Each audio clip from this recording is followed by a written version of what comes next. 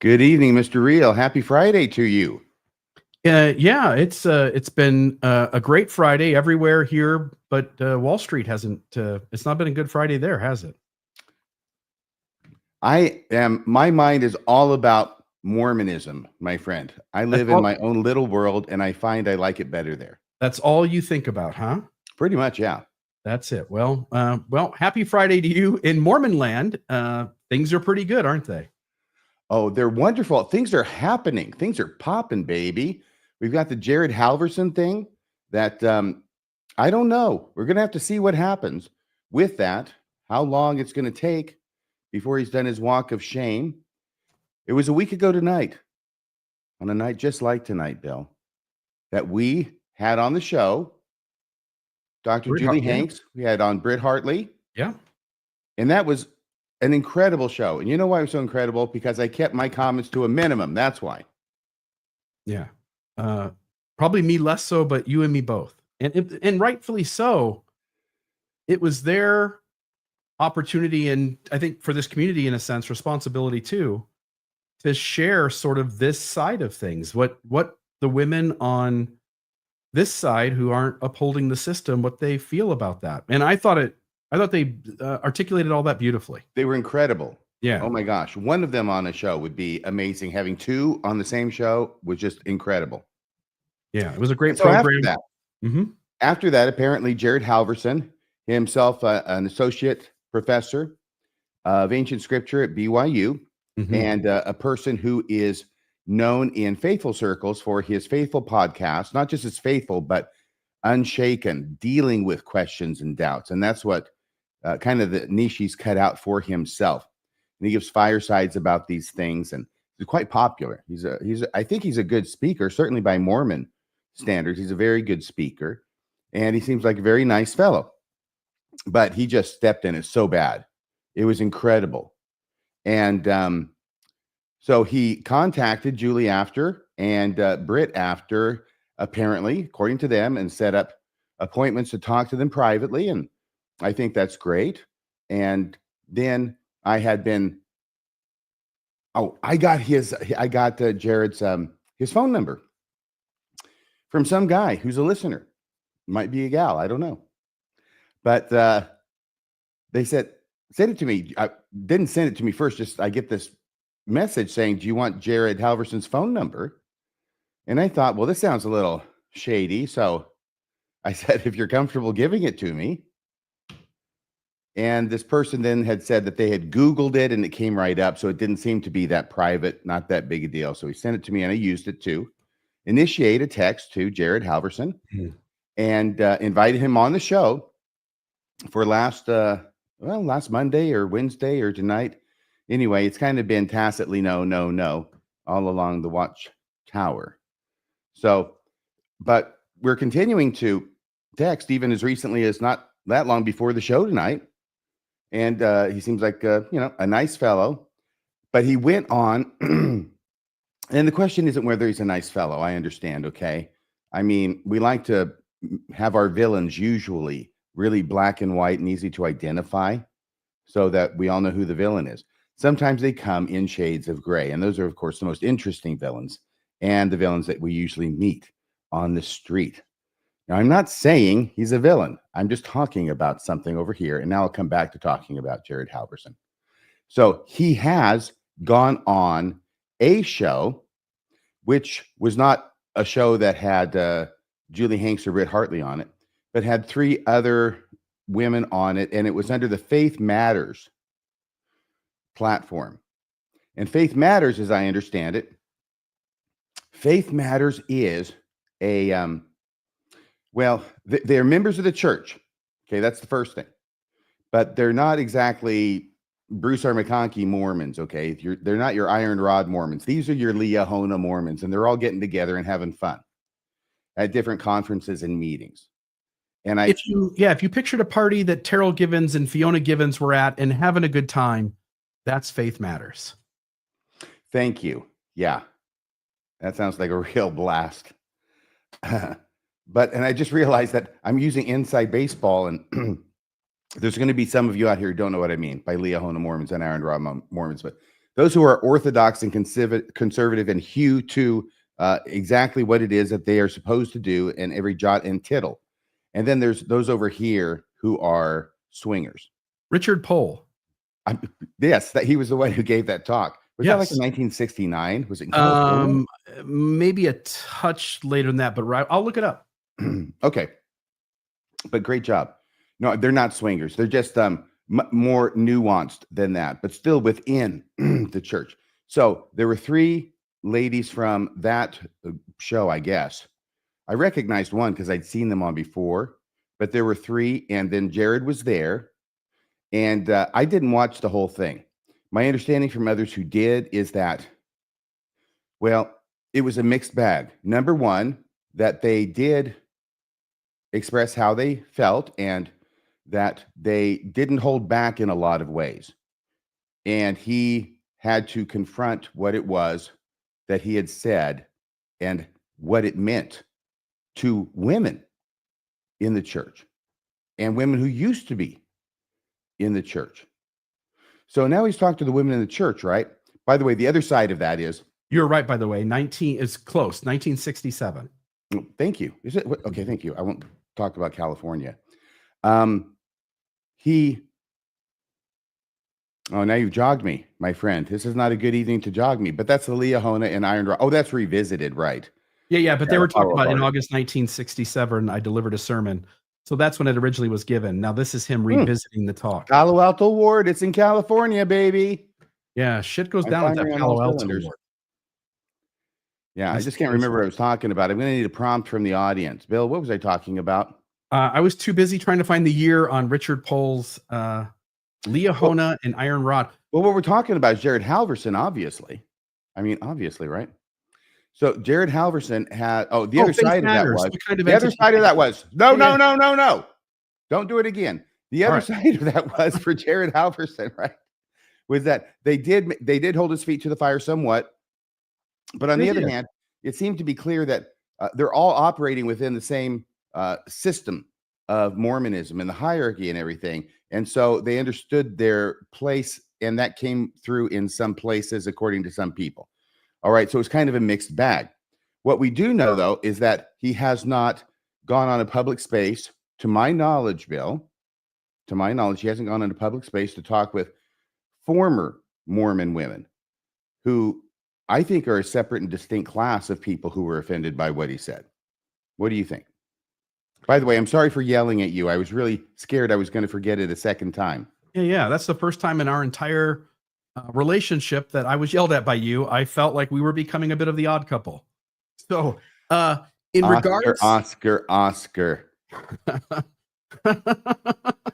But in all seriousness, you and I get along great. I didn't take that anyway, other than you meant it.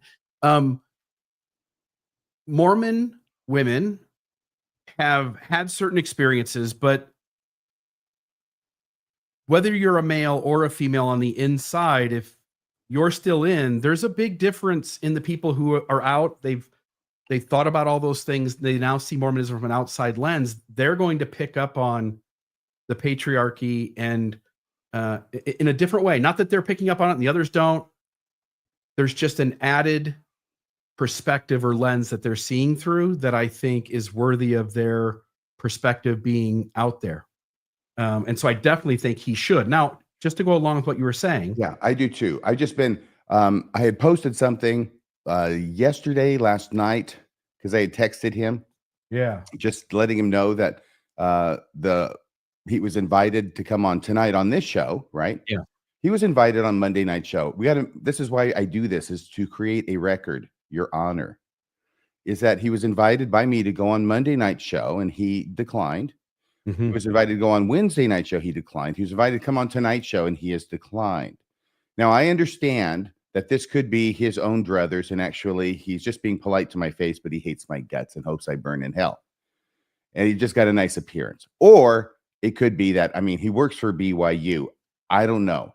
BYU is a church institution. They might have a thought or two about him coming on the Mormonism Live or anything with Bill Reel or Radio Free Mormon. And what's Mormonism's approach? Anytime they get caught with their hand in the cookie jar doing something they shouldn't, the matter is closed is the standard that we get. They have walked away from participating in an honest conversation about the things they do. And so BYU, we shouldn't expect, again, maybe he's doing it on his own. I'm going to choose to give him the benefit of the doubt and notice that BYU is the Mormon church. And of course, they don't want him coming on and fielding hard questions about patriarchy. Because if this conversation took place here, it wouldn't be the selected questions of Jared Halverson. It would be questions that would ask him where his views differ from the church's views, right? Those kinds of things are going to come up in the conversation. He's only saying Mormonism's perspective out loud. He's saying the thing we all were raised to think. Yes, and that's so key. Exactly. And once again, going back to Michelle, who called in a week ago, incredible insight. Yeah, give him his due. Give the devil his due. At least he said the truth. He said it. He actually said it instead of lying his way around it and making it sound better than it is, right? If he knows he hurt people and he is apologizing for the hurt that he's caused, he would have to establish that his views, at least somewhere, are different than the church's views. And that would be the most unsafe thing that a BYU professor could do. Yeah. So, and I understand that. I mean, that's his job. So I can't quibble with that, for crying out loud. I mean, it is a great podcast, this podcast, and all those podcasts under the Mormon Discussions umbrella. They're all great podcasts, but still, it's just a podcast. Yeah. By the way, it wouldn't hurt Jared to show us the proof that BYU actually responded back and told him that he can't come on. I think all we have to do is just ask for the text. Surely he wouldn't mind sharing it if that BYU is behind introduce a level of suspicion from one side. I'm could only corrupt the entire relationship that I'm trying to develop by sending him 1970s rock songs. I'm only saying, a message between friends just to confirm. No, it's Vehicle by Ides of March. I sent that to him this afternoon because it came up on my feed, and I thought, hey man, I haven't heard this one in a while. Yeah, and he likes it. He likes it. By the way, I'm aware of the conversations who you're having. You guys are both just being very nice to each other, and I very much appreciate it.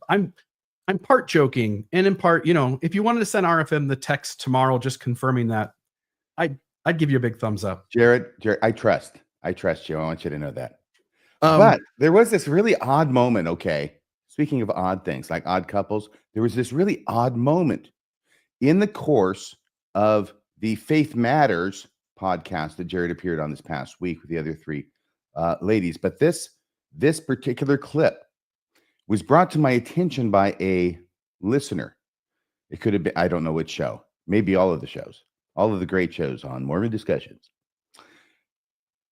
And we've got that here. And I want you to listen to this because the general consensus that I've read all the reviews, like the New York Times, what Rex Reed had to say about this. And what they said was, he did okay. He did okay, and he got through it and didn't, do anything outlandishly bad, like the thing he's responding to. But there's this one brief moment in it. It's less than a minute, and there's a clip we're going to play where it's like, I think that this remains a blind spot. And this is the clip. I love the thought of, the bishop that you described, Bethany, of I'm not deciding something and then looking around the room to delegate. I'm honestly asking, there is a scattered revelation here. And by definition, I do not have all the pieces. So if I can coax out of you, if I can plant in you the confidence to speak and then coax out of you the revelation that I know you've already received from heaven, then let's do this together. That was a bit odd there at the end. I wanted to play a little bit of it leading up to give you context, because I don't want to just do a smash and grab, or a gotcha. But it just seemed very strange, and it did to the viewer who sent it to me, that he seems to be saying or coming from the position that he is the one who must instill confidence in women to speak truthfully. And he is the one to summon forth the revelation which he says he knows that they have already received. If I listen to that and picture it's 1842 in Nauvoo, Illinois, and listen to this again, I'm gonna put this back up here. That was the first time you'd heard it, wasn't it? That's the first time I heard it. This sounds like Joseph's again. I know he's coming from a totally different motivation. I'm not judging Jared and saying that he's being unhealthy here. I think there's still You're a little not? bit of no, I'm saying there's still something unhealthy about the way he responds, but it's not the joke I'm about to make. Oh, okay. Which is, if you listen to this again, it really does. Joseph Smith talking to Lucy Walker, 1842.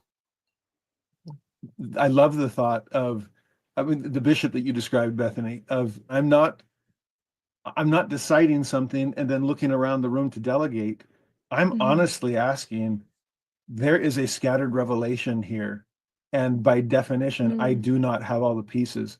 So if I can coax out of you, if I can plant in you the confidence to speak and then coax out of you the revelation that I know you've already received from heaven, then let's do this together. I don't think anyone should tell anyone else there's a revelation waiting for them, right? It doesn't. He's the ringmaster. What do you call it when you're doing Dungeons and Dragons? Who's the guy who's in charge of the game? I don't know, but he does the storytelling. Is he the dungeon keeper? It may be. The dungeon master? This is taking a decidedly interesting turn. This feels like you're about to ask me an S&M question or something.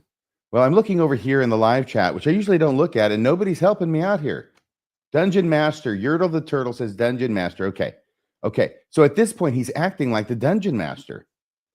He is in charge of what will happen, and it will happen only because he summons it forth from these women.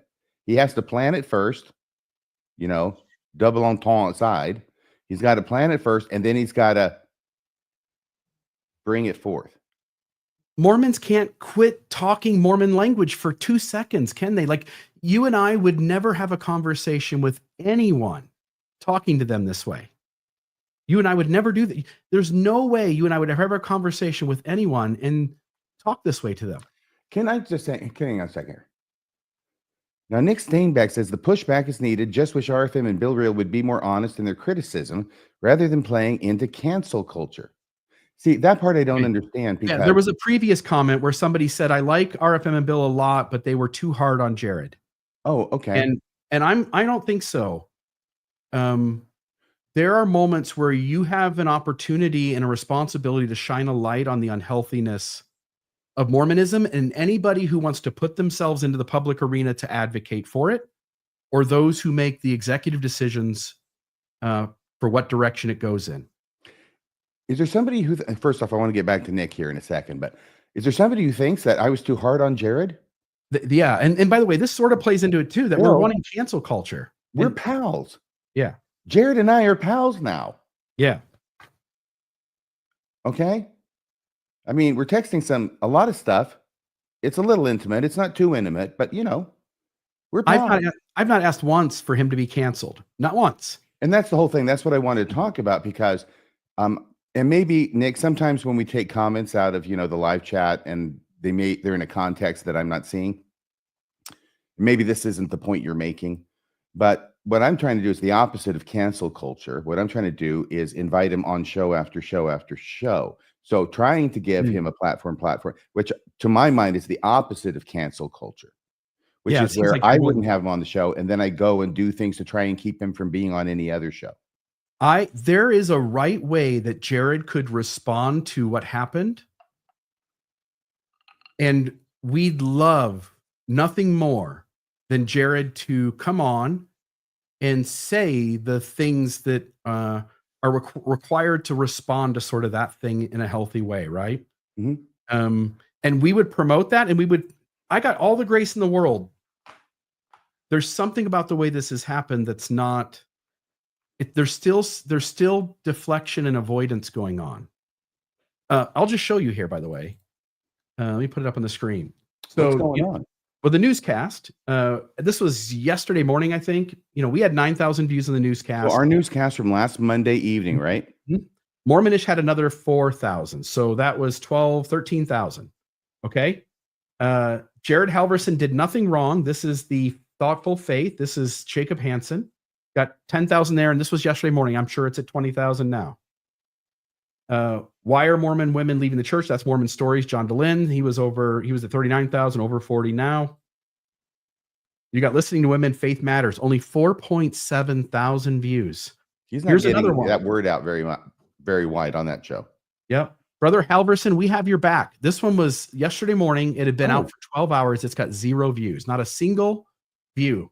Well, that explains why I haven't seen it. Because if I had, it would have one. No one has. Okay. Then you got Word Radio. Jared Halverson did nothing wrong except apologize. They're at 22,000 views. Mm-hmm. And you got Mormonism After Dark, which again, yesterday morning was 20,000 views. The folks that are aware of this issue that Jared would like to speak to and address this and talk about it out in the open is either A, the folks who think he did nothing wrong, which seems to disagree with where Jared stands. Jared seems to think he did something wrong. And those of us on the outside who think he did something wrong. And it seems like to get his message out, to correct the misnomer that he didn't, or to have a conversation with those who are aware of this issue, he's going to have to go on one of these other programs. Well, there was an old saying we had in Japan when I was there on my mission, which is that if you have to cut the tail off a cat, then there's 2 different ways you could go about it. You could cut it off 1 inch at a time each and every day, or you could just cut the whole thing off at once. Yeah. And if you come on Mormonism Live or Mormonism After Dark, you take care of the whole cat. Yes, absolutely. Yeah. Boom.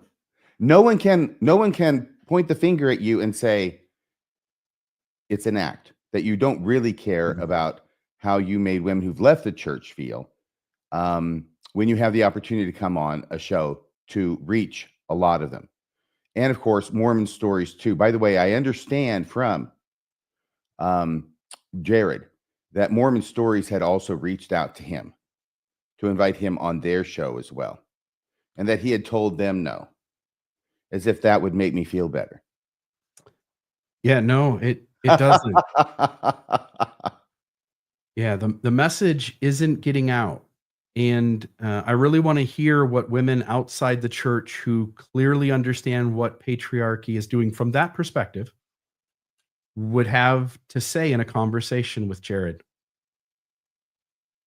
So, Did you have Jacob Hansen's show on there? Yeah, it was on there too. Yep. Okay. Yep. I wouldn't want to leave him out. He gets touchy. Yeah, it's a weird thing, by the way, that those guys don't think anything was said wrong. The patriarchy in their heads, the way they think it's okay. Yes. And the thing that was so funny, this is how I recollect it, because I did watch that part of it. This is the Word Radio one, not the Jacob Hansen one. Yeah. And the Word Radio, of course, says no, everything he said in his initial thing that caused the controversy, that was all thumbs up and apple pie and baseball. And it was his apology that was wrong. That was their point of view. And Jacob Hansen, I think, was similar, except by the time Jacob Hansen gave his opinion, Jared Halverson had gone on Faith Matters. So Jacob Hansen could take up the new criticism of saying everything he said the first time was great, but going on Faith Matters, that was the mistake. That was the mistake that Jared made when he missed his step and fell into a pit of vipers there. Yeah, and in Jacob's video, he put together several clips of LDS leaders contradicting the neo-apologist or the progressive Mormon perspective. And I messaged you guys when we sent that in the group, and I watched it, and I said, that's not going to age well. The church will change, and maybe Jacob's long dead by then, but the church won't age well. And when you hold prophets up from the past, remember, they're not even worth comic books and collector cars anymore.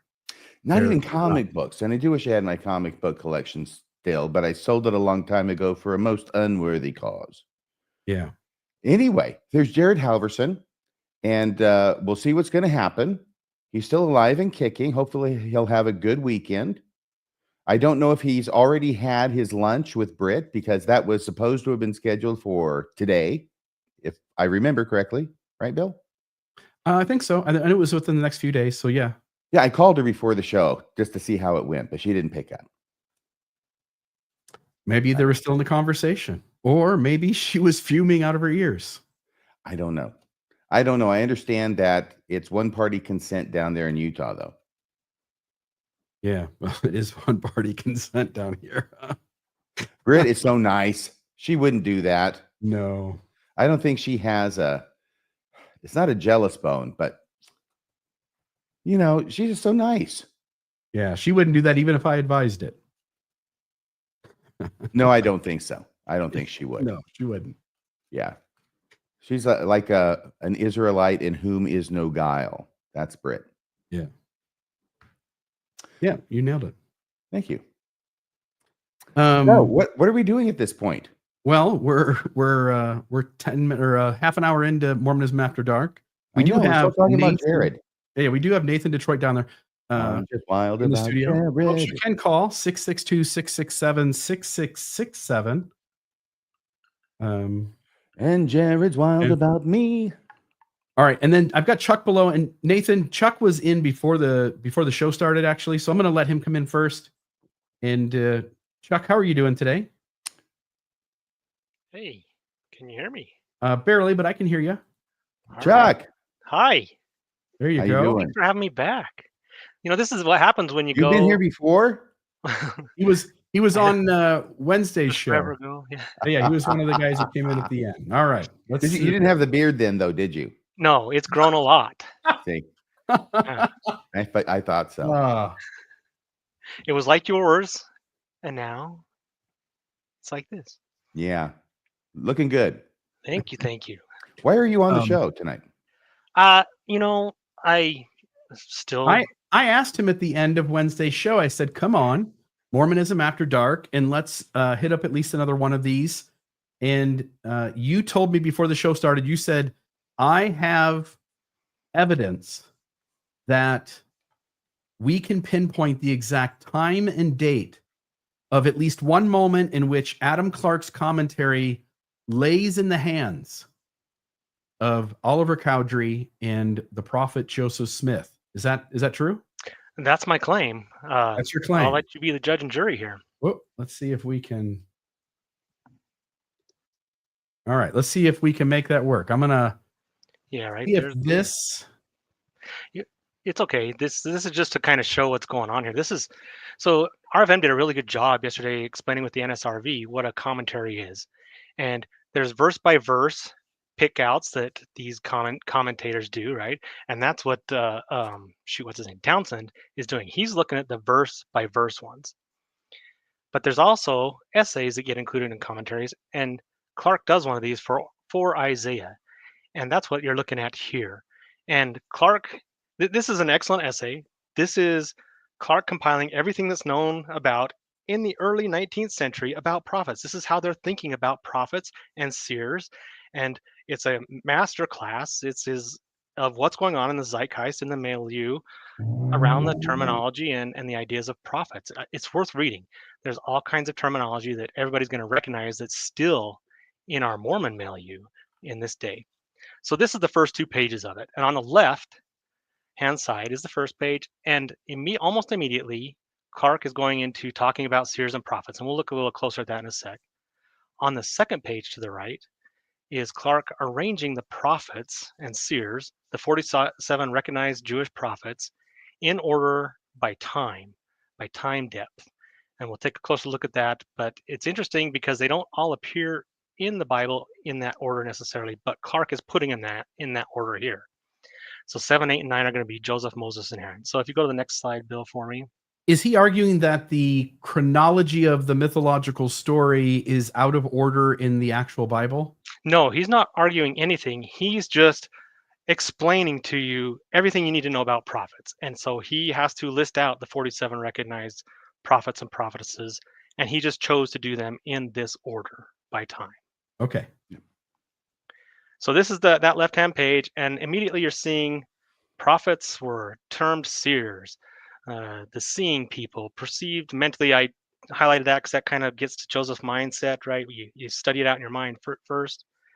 Both these terms are translated seer in our common version. Prophets and seers.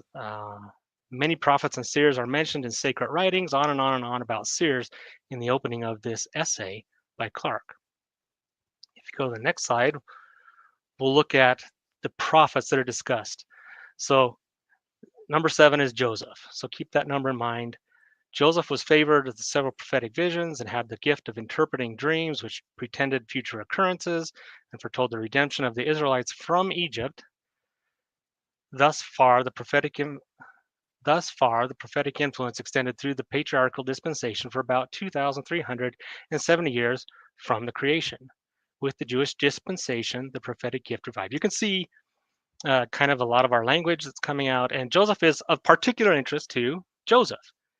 2nd Nephi chapter 3 is all about Joseph. This is establishing Joseph as the prophet of the Book of Mormon in 2nd Nephi chapter 3. And then the next prophet listed is Moses, and followed immediately by Aaron as number 9. If you want to go to the next slide. So here we are in 2nd Nephi chapter 3 now. And it's all about seers and loins. There's so many loins in this. Everybody's pregnant with a seer somewhere in this chapter. So we're seeing verse 6 and 7, seers being mentioned, and Joseph is already on display in this chapter. The first prophet's recognized. Go to the next slide. And here comes Moses at number 8. He's coming in on verse 9. Here's Moses. Verse 10 talks about Moses for a little while. It's very redundant. But in order again, Joseph, Moses, and then if you go to the next slide, number 9, here's Aaron. He's a few verses down, but he's the next prophet to get a mention after Moses. Verse 17, you can see we're still talking about Moses. Now, Aaron doesn't get named, but this is Aaron. No, he doesn't get named, does he? He's not worth getting named, but this is Aaron. Nor does Miriam.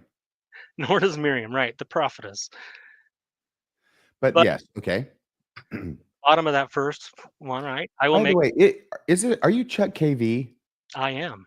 Okay, somebody wanted to know, and I wanted to know too, but that prompted me.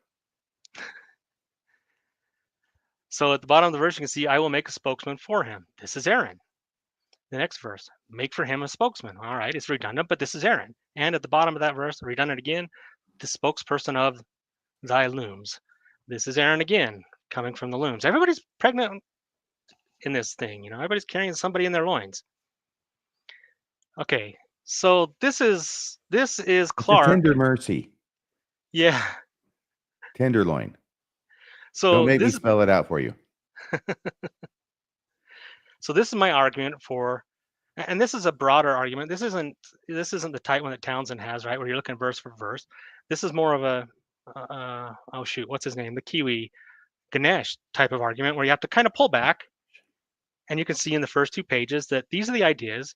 You can imagine Joseph and Oliver sitting there. They're reading this opening introduction to Isaiah together, and these ideas are in Joseph's head, and out comes this chapter, talking about prophets and seers and the key prophets and seers in Joseph's mind. Oh, there. Sorry about that. That's my case for Clarke being here so far. All right, so the challenge is, how can I date this, right? How can I put this in their hands in March of 1829? It's not exactly DNA, is it, Chuck? I'm going to get as close to DNA as I can without touching anybody's loins. Okay. Fair enough. So if you look at the next slide, we're going to take a little detour here to date this. But this is still 2nd Nephi, chapter 3. This is verse 8 in the Book of Mormon, the original Book of Mormon, 1830. This is a verse that gets changed later, and we'll talk about that in a sec. Right. And then we have below it, the Book of Commandments. The Book of Commandments one gets changed later. So original revelation given 1830, first published in 1833 in the Book of Commandments. And that's the same revelation there, right? Yes, the revelation is in Cowdery's handwriting, and they record March 1829 on that revelation, that original. Now it does make its way into the 1833 Book of Commandments. Oh, wait a second. Wait, I'm so sorry. What you're saying is that the same thing that is being translated in the Book of Mormon is finding itself being revealed from God in separate revelations that went into the Doctrine and Covenants. That's correct. These Okay. two sentences are the same, and I'm going to try to demonstrate that first. So you can see there's a sentence here, and it's got three basic phrases to it, and I've highlighted them in yellow, pink, and blue there in both versions of this sentence. So in the Book of Mormon up above, the first phrase in yellow, I will give unto him a commandment. And then below in the Book of Commandments, the first phrase, I have commanded him. That's basically the same phrase. The next phrase in pink, that he shall do no other work. That he shall is an anchor point. This is the same, in the exact same spot of both phrases in both books. So that's a nice little anchor point. Keep that in mind because that becomes important a little bit later. All right, that he shall do no other work above. And then if you go below, that he shall pretend to no other gift. We're going to spend a little bit of time on that in a sec, but let's look at the last phrase in blue, save the work which I shall command him. And then below, I will grant him no other gift. And those are more or less the same phrase there. We're going to tighten that up here in a sec. But that Well, it's second, obviously the same idea. it's definitely the same idea. You can see that already, right?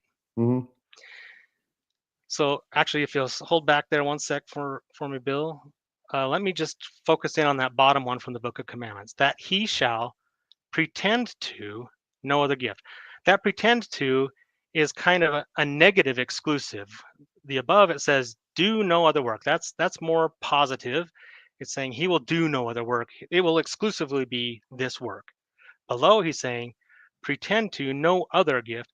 He's saying, you aren't going to do all these other things. You're going to do this one thing. If we say that positively, we can take the pretend to out and say do.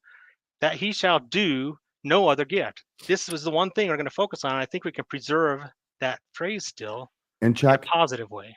I want to apologize if you've said this, but let me go ahead and say this because I'm just realizing why this is so important. Okay.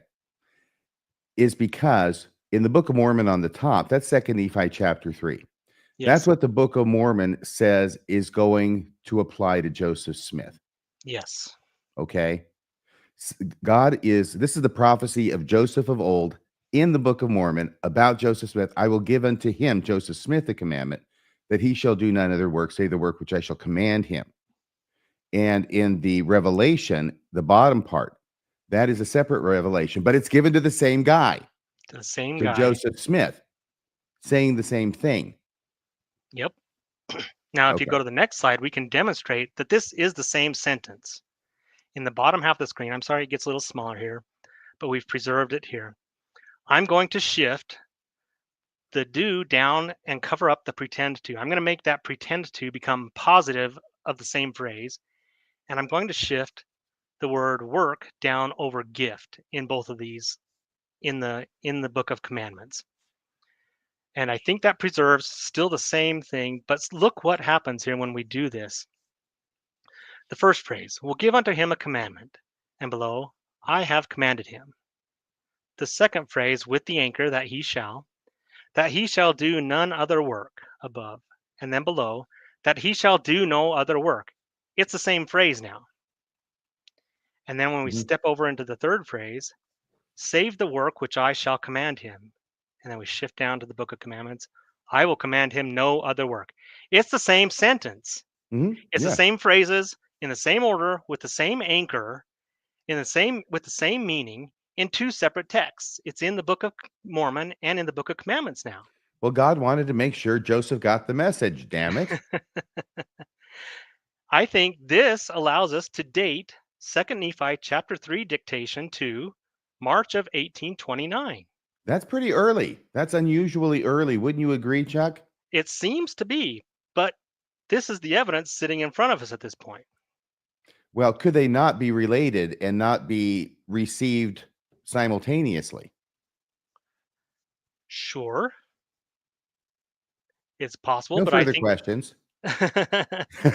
Anything's possible in the gaps. Yes, this is the best evidence we have of a dating for it, though. I think Okay. we can give it a little quarter turn more and tighten it just a little bit more. There's one more cool kind of thing that I think they're happens when we definitely do this. related. They have to be. At this They're the point, you're same damn gilding the sentence. lily. Well, allow me to do that. But just FYI,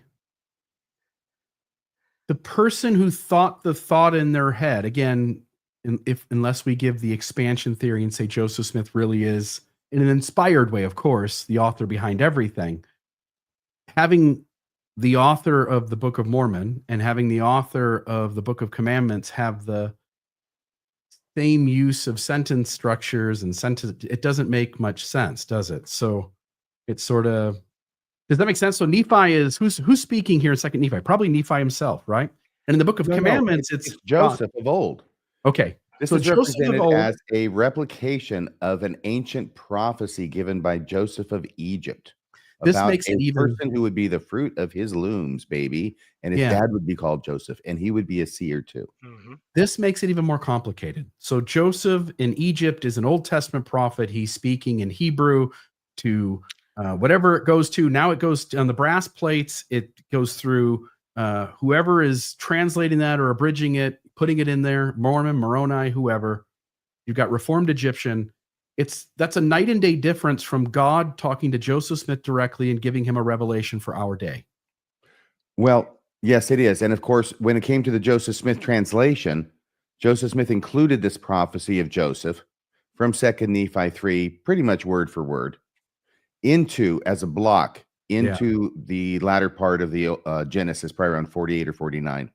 He includes that in there so that it can actually have been there for Lehi to have quoted from in 2 Nephi chapter 3. And not only that, there were two papyri, of course, in 1835. They came into town, I think. Was it 1836? I think it was 1836. I think it's 36. Yep. I get it confused. Anyway, into Kirtland, right? Two papyri. One of them was the Book of Abraham. That one gets all the press. The other one was the Book of Joseph. And I'm sure if and when Joseph Smith had gotten around to doing that, it would have contained this prophecy at a minimum. I hadn't thought about Makes that, but I sense. suspect you're absolutely right. Thank you. We'll never know. We won't. So one more thing I think we can extract from this sentence for sentence comparison is the order in which they're being dictated in March of 1829. If you look at the Book of Mormon version of the first phrase, it says, it's in a future tense. I will give unto him a commandment. It's future. I will give it to Joseph of Joseph Sr.'s loins. And then when you look in the Book of Commandments, it's past tense. I have commanded him. It's already been done. I think this is a little bit of a hint as to which order they're being dictated. First, we get the Book of Mormon dictation. In Joseph's mind, this has already been done now. He has been commanded. Right. Then the revelation comes, and they write that down next. And in his mind, I have commanded him already to do this thing. So I think and this so you're gives us suggesting that the I have commanded him in the past tense in the Book of Commandments from 1833 may have reference not to something that's unrecorded that happened as a commandment more recently, but that it goes to the Book of Mormon translation, 2 Nephi 3. And that's the commandment that the Book of Commandments is referring to in past tense to Joseph Smith. Yep. I think Possible? I think it's the best evidence we have to anyway, or at least the best evidence I've been able to come up with. I'm a nobody though. Hey, you're somebody. I'm a researcher with a great beard. And if there's a scale between, a Meldrum researcher and a Vogel scholar, I'm probably over here with Meldrum. And in fact, Meldrum might even be ahead of me. So I'm a nobody. Oh, no. It's Have more close. self-respect than that, Chuck. Somebody Well, has thank to have you. seen this. You're I on can't be the Mormonism first. After Dark. This is going to be the highlight of your entire life. It already is. Okay, so just enjoy it because you're almost out of here. Thank you, Chuck. All right, Now, what else, my friend? let's look one more slide if you'll entertain me just for another couple Okay, of this is the last one, though, buddy. I'm sorry. Thank you so You're much. You've okay. indulged No. me. You're killing me, Smalls. All right, next one. There it is. All right. So why did this get so hard? Why was this so hard to be found? Well, we see the tense chain, or the negative of the pretend to, that kind of interferes with our minds. The work, the gift switch, but of course the 1835 change in the Doctrine and Covenants. Look what happens. They pull the main anchor there that ties them together. That he shall gets completely removed from the second phrase. It's gone. That is an important piece. I think they inject a whole bunch of text. They break up the third phrase. So this kind of hides from us, but all in Right. all, Of course, the big thing they added was, in the last one, is until my purpose is fulfilled in this, which means, yeah, you are going to have another gift, which is a way of getting around the language of the first two. We'll Yep. give you another gift as soon as you get done, with the Book of Mormon. Then you're going to have another gift. So they change it, right? They change it in DNC. Yeah. It no longer looks the same, but the artifact is still there because we still have the Book of Mormon phrase exactly as it was preserved. It's still there. So this Oh, sentence yeah, still that's why exists in its Mormon history, original even form. though it's 200 years old, relatively new, is a matter of literary excavation a lot of times. Yep. You have to go down level to level to level. Yep. There's one more cool artifact in this chapter, but I'll save that for another time. Please. But thank you. I if the appreciate lines you are dead, indulging jump me. in. Yep. I Have hope a I great made the day. case. I hope you're convinced. I mean, it's I think on top of the other things, it's definitely very interesting.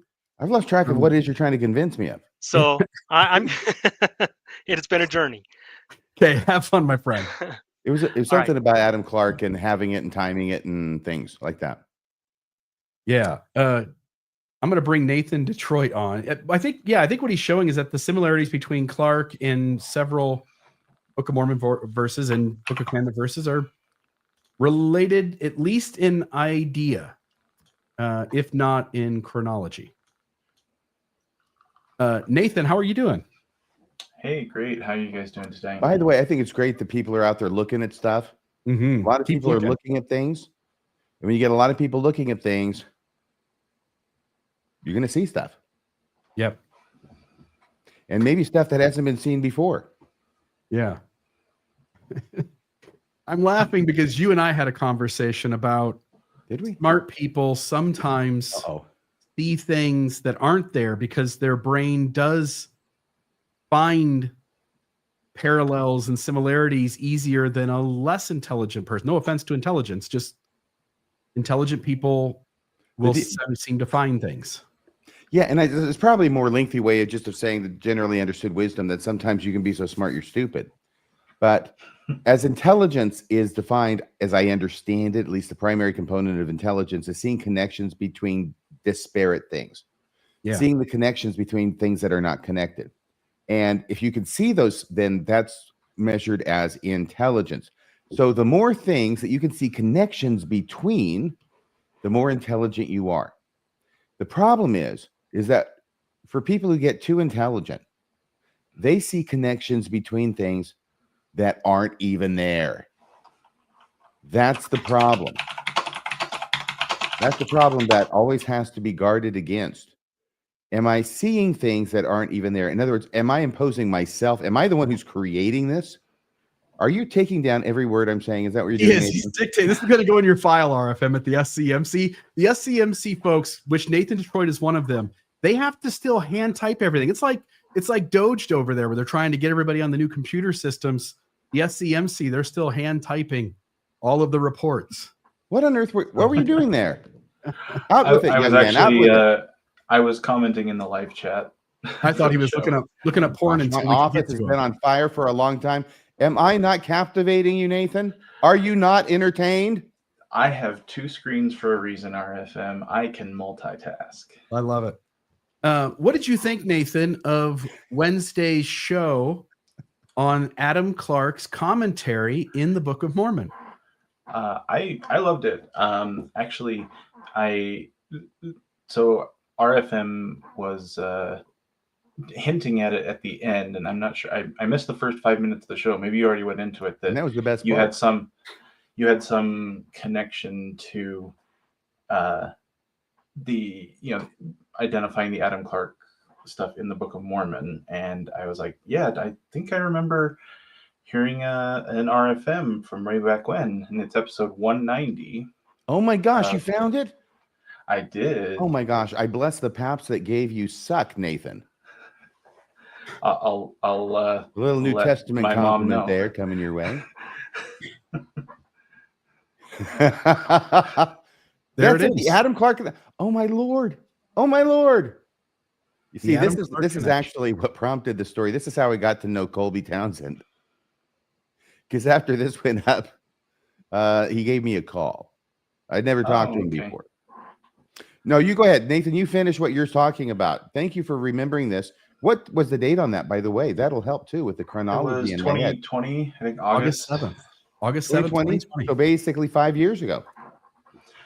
Oh Yeah. my gosh, it has been that long. Yeah, I didn't want to steal your thunder if you were going to, because I think at the end of Wednesday night's show, you had mentioned you were going to bring it up tonight. But Well, yeah, go ahead, steal my thunder. What is my thunder? Oh no, you would. I re-listened to that episode, and you're pointing out the Adam Clarke Bible commentary in not just the JST, but also the Book of Mormon, and even in the Book of Abraham. Yes. And Joseph liked that Adam Clarke commentary, didn't he? I think, I can't remember if it.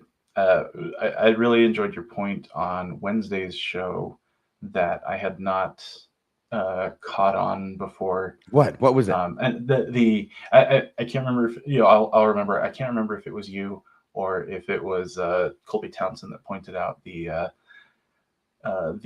revelation that conveniently said you don't need to translate the Apocrypha, and that's pure RFM, baby. Solid RFM. So yes, I really enjoyed that. I really enjoyed that point of the. There's another place that we know where Joseph Smith used Adam Clarke. And I think we talked about this on Wednesday's show. It'll be the episode for Next Mormonism Live on Wednesday. Oh, right. Now, this lit a fire under Bill. He is so excited about this. He's like a kid with a new toy. This episode that we're going to do next Wednesday on Mormonism Live reminds me a lot of the episode that RFM and I did a few months ago on the 116 pages, where once you back up to the beginning of the story and you look at it from someone who doesn't believe, the story unfolds in a much more explainable, rational way.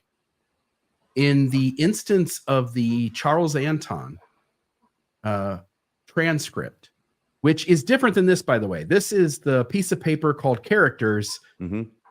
But here's something that you sort of don't know. You don't really learn it in church, but as you put the story together, you learn it. Martin Harris actually takes two pieces of paper to Charles Anthon, not one. He takes two different things to him. And as that story unfolds, we talked about it Wednesday night, but it appears as though Charles Anthon got some of Adam Clarke's commentary by way of Martin Harris. And by way of Joseph Smith. And this will be a fun chance because it'll be a fun opportunity to tell the historical story of the Charles Anthon episode in Mormon history, to talk about what was said by Martin Harris through Joseph Smith, by the way. We don't have Martin Harris's words directly. We have Joseph Smith reporting them, but it does seem like it's Martin Harris's words. Martin seems like he was asked to put his version of events. Can I tell you, I'm sorry, do you want to finish that? Because I was going to tell you why I think that is very much the story as early as 1829. I think that was the story with Harris and Anthon. Yeah, you're talking about taking two pieces. No, not about the two pieces, but about going to see him. And this story, the Mormon story that's in 1838 in the official history that we have in the Joseph Smith history and the Pearl of Great Price, right? That's the official account, 1838. But I think that there's reason to think that account is the original account, at least as early as 1829. And the reason I say that is because otherwise, why would 2 Nephi chapter 27 have been revising Isaiah 29 so drastically, but in such a way as to support the story that ends up being put in the 1838 history? Yeah, that makes a lot of sense.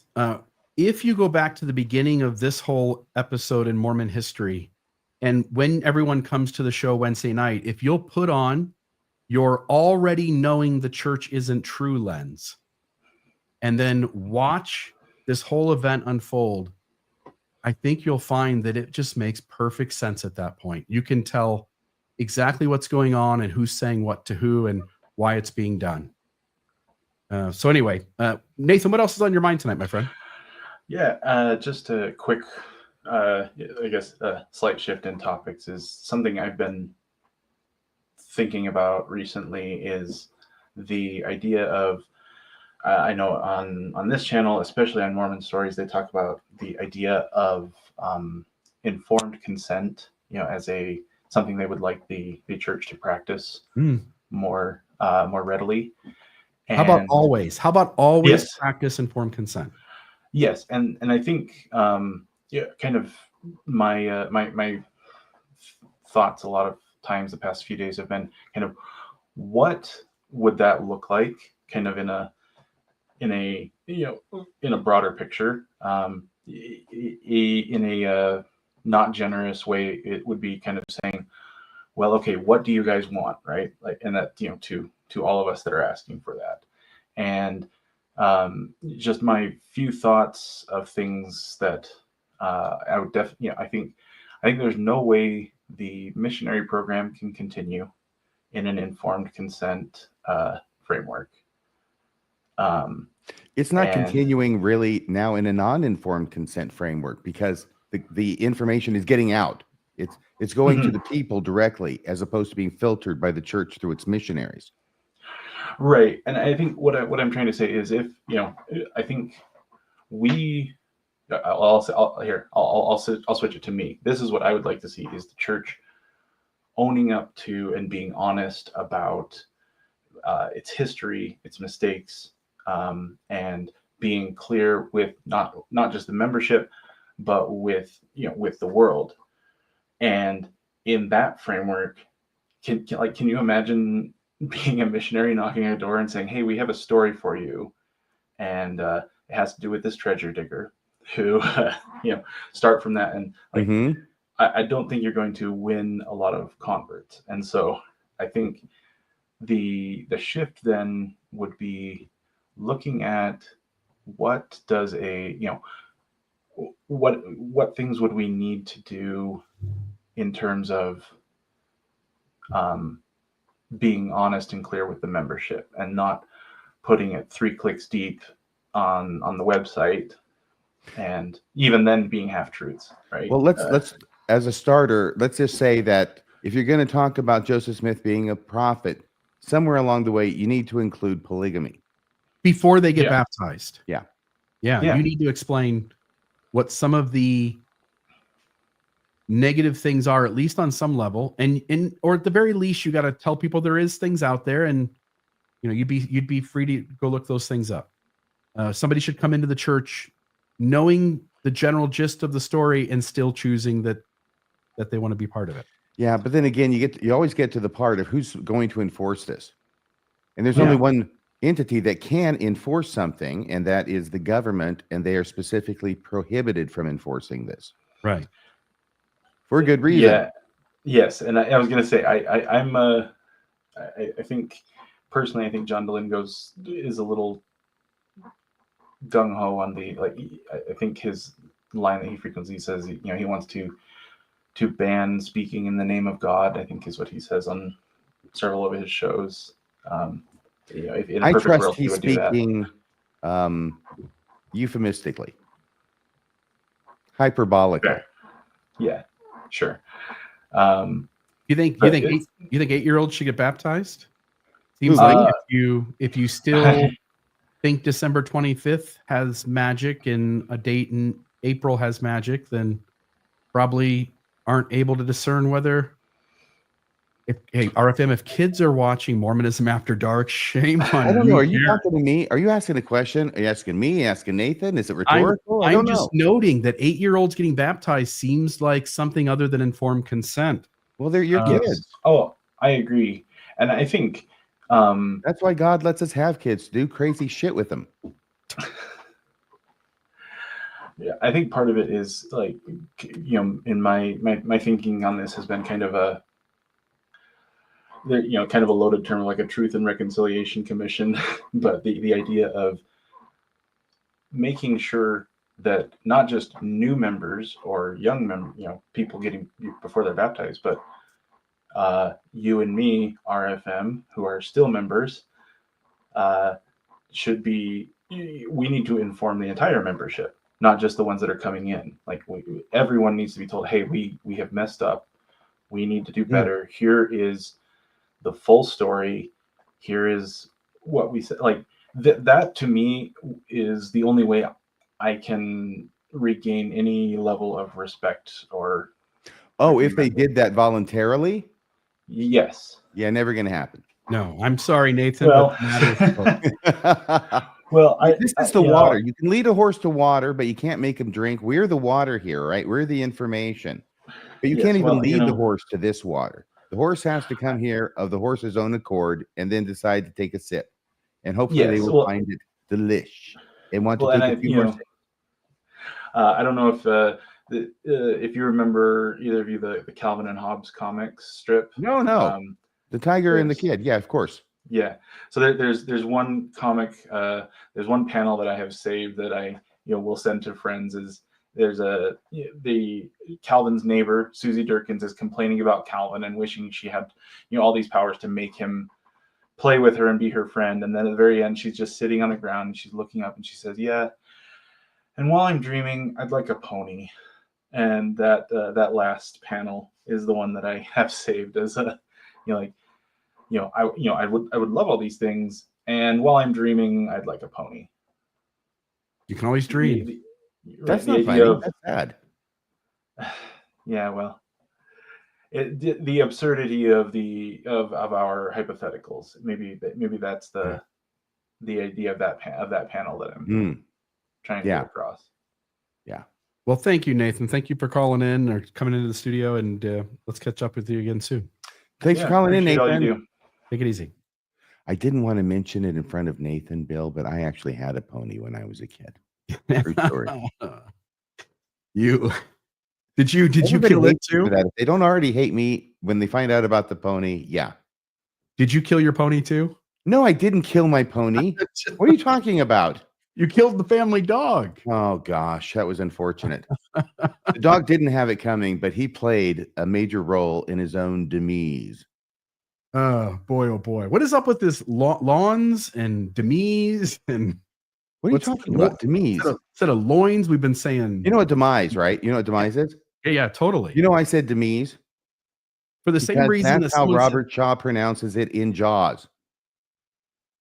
Well, I guess that counts then. Why was Chuck in my head all the time? You have no idea. Why was Chuck saying lawns instead of loins? I almost corrected him. Chuck is saying, what's he saying? I thought he was saying looms. I thought he was looms. That's right. It was loons. Looms. Fruit of the Looms. It's an underwear brand. Well, yeah, but what's that? I get it, but all right. You go commando, so maybe you wouldn't. I don't know. I got confused by the bait and switch, I guess. All right. You don't know about the underwear world. No, I was always wearing Mormon garments. So all right. Telephone, Tim Rathbone, I think, is on the line. Tim Rathbone from Tim, how are you? Bakersfield Hell. Good evening. I'm doing fine. How are you doing? Thank you very much. Excellent. How are things in hell, Tim? Good. Hot. Yeah.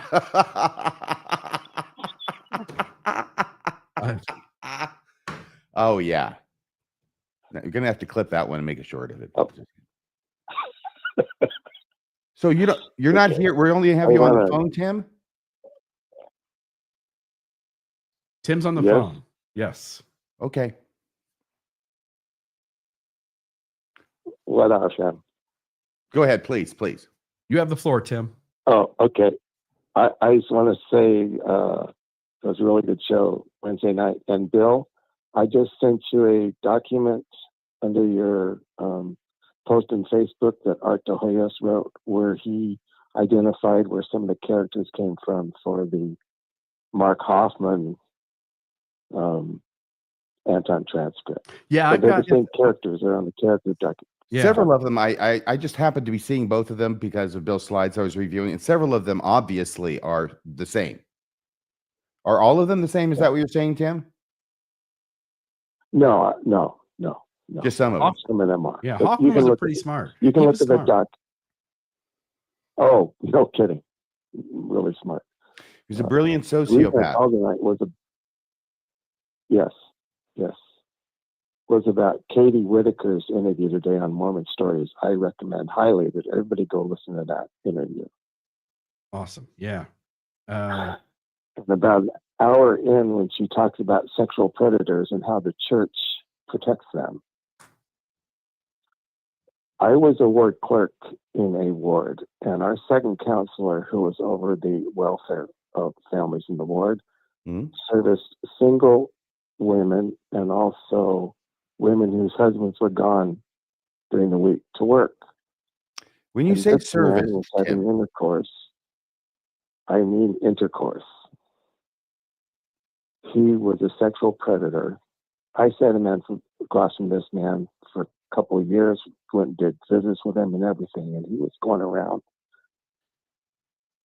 the during second counselor in the bishopric? Yes. How did you find him out? Communicated, and somebody else, one of the women went and finally told what was going on. None of the women were excommunicated. Some put on probation, and some of them were probation, and yeah. But he was excommunicated, and I didn't. And I'm the ward clerk, so I kind of know what's going on in the ward. Mm-hmm. But when all this went down, and I said, "Where's so and so?" Well, he's not here anymore, because they released him and put somebody else in. And I said, "What happened?" And they kept it so quiet that a friend of mine told me what happened. The first Mormon to get excommunicated for giving too much service. Giving too much service. Correct. So, yeah. But when I heard today what Kate had to say and how they protect them, it was like, man, that's so disgusting that They're not protecting them. They're protecting the church. It just so happens that when they protect the church, they end up protecting the predator too. Yeah. Correct. Yeah. But, it verified what I thought I knew, but it just, further confirmed my suspicions. Mm-hmm. So people are speaking out. Anyway. People are beginning to speak out. Yes. And good for Katie Whitaker for being one of those to, be the first through the wall. Yes. Because bad things happen to the first people through the wall. But they have to be there so the people who come after can get through and succeed. Yeah. The church views a problem like a virus. They want to contain it or inoculate it before it spreads. Because once it spreads, there's no stopping it. But I was told this in a leadership meeting, that's how the church looks at problems, is that it sees it like a virus. And once it starts to spread, there's no stopping it. So they have to inoculate it as soon as possible. Really? Because they act so lethargically. Yeah. It seems that they don't do what it is they say they do. Yeah. Well, but it depends on what they're doing. It depends on what the issue is and how. Okay, I will give you the fact. This one fact, okay, Tim, that I have never seen the church move quicker than it did when it issued that letter to Tim Ballard and posted it on the church's website and said he is anathema. Yes. That was very, very quick. Yes. I was surprised by that. It seemed very quick. quick. Was real quick. But everything else moves at a glacial pace, doesn't it? Yes. Yeah. It does. Anyway, but I just wanted to tell everybody to go watch it and listen to it, because it was, your interview was really good, but hers, it was like more eye-opening than when you had Katie on. So Thanks, Yeah. Dan. Yeah, go check it out, folks. Appreciate over there it. at Mormon Stories. Thank you. you're welcome. Thank you, Tim. Take care. Take it easy. Good night, Tim. Hope you don't spontaneously combust down there in Bakersfield, California. All right, Keenan, you're on Mormonism After Dark. Just FYI, your mic is off. What are you? There you are, my friend. How are Hey you? guys. Keenan, Good. How's it going? Good. great, thank you. Is it cold where you are? No, I'm just a cold. I'm in the Bay Area, but I'm a cold person. I'm Oh, cold really? all the You are time. in the Bay Area? Is the fog in? Yeah. Always, 70 degrees all year round. So What is it that I can see not- through your window? Are those buildings in the downtown area? no, I'm across the Bay. I'm in East Bay, which is like the Oakland, Berkeley area. Oh my gosh! I We're hope your seeing door's locked. something. We see two tall buildings there. It looks like through the window. Yeah, I'm up on a hill. What is that? It's probably That's maybe just the temple neighbor's from. house. Oh, that's the from neighbor's house. Fairview. You're That's just looking into the neighbor's window. Oh, really? Can you zoom in Yeah. for us? If you see a silhouette of an, I think I do. zoom in, let me know, and I will pull the curtains up a bit. Yeah, took a walk down past your house late last the night. all the Come lots on. here were divided in the 20s, so the houses are quite close to one another. You could see. Well, it looks your very neighbors fancy. really well. No, yeah, no, it's nice. It's California. It's relaxed. Where's Palo Alto from there? I was born in Palo Alto. It's like an hour south. That's you were born there. So I'm told. Okay. It's a soulless place. I don't. Are you going to use that Wednesday? It's a Or soulless hours? place. Palo Alto. Well, that I'm explains a looking at lot. the chat, see if anyone's offended. But I yeah, left Palo Alto's a my little. soul in Palo Alto. There's a ton of money there, but it's the suburbs, so it's like where you can spend the highest possible amount to live in the most mundane place possible. So Yeah, yeah. it's, So what it's brings not- you to our humble show, Keenan? So I had two questions. One's a little bit more serious. That's the legal one, and then the math one is kind Don't of talk to nonsense. the cops. Don't thanks. That's what I was wondering. So your other question? Wait, can I put your name down when I? Yeah, my absolutely. defense? Sure. No, so I'll start with the first one just because it's fun nonsense. But I was thinking about Mormonism in general, how much there's this attraction to kind of like simple logic, and I think I've maybe called in and talked about this before a long time ago when you guys had someone who was an expert in Mesoamerican archaeology, something about that, and he was talking about the way people thought at the time doesn't match up with the way Joe Smith describes the people of the Americas at the time. I can't remember who that was. Michael Coe. Um, You're talking about Michael Coe? Maybe he was talking about like codices, how codices weren't even. Well, he's not. He's consideration. talking about the Book of Mormon John- doesn't match Mesoamerica, right? Yeah, I think it was John. Like It's John Michael Lundwall. Coe. It's the Michael literacy. Yeah, No, he's talking about the literacy, I think. John Lundwall? Yeah. I think. But Well, the maybe. point is that Michael Coe was years ago. That's like 10, 15 Oh. years ago. More archaeology and that kind of I stuff. probably Yeah. I probably wasn't watching back then. I'm Okay. Good point, I'm Bill. I'm only 25, so I probably wasn't watching back then. Oh my gosh. I hate No, that. I'm not 25. I But was like, anyways, he looks old for 25. had a rough life. Mormonism ages you. Yeah. No, does there's heroin. there's an attraction to like really kind of simple logic, kind of fitting the pieces together. I think the plan of salvation is the perfect one. When as missionaries, when we go out and share it, it was like a math equation that you can give to people. But like, doesn't this just make sense? We It adds have up. kids, we have parents, just like before we were born, and we had the heavenly parent, all this stuff. So I was thinking about kind of the math, the math, some of the math we're familiar with, which is like the 1/3 host of heaven that went with Satan, right? Mm-hmm.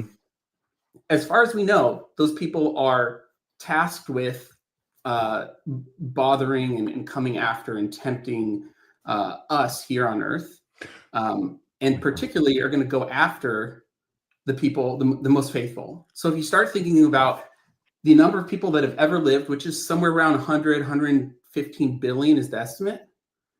So if the earth were to end today and we were the last in line to get through kind of God's kind of conveyor belt education system, then you can kind of do some rough math and say there's 50 billion demons that went with Satan in pre-existence. He was a And those popular 50 guy.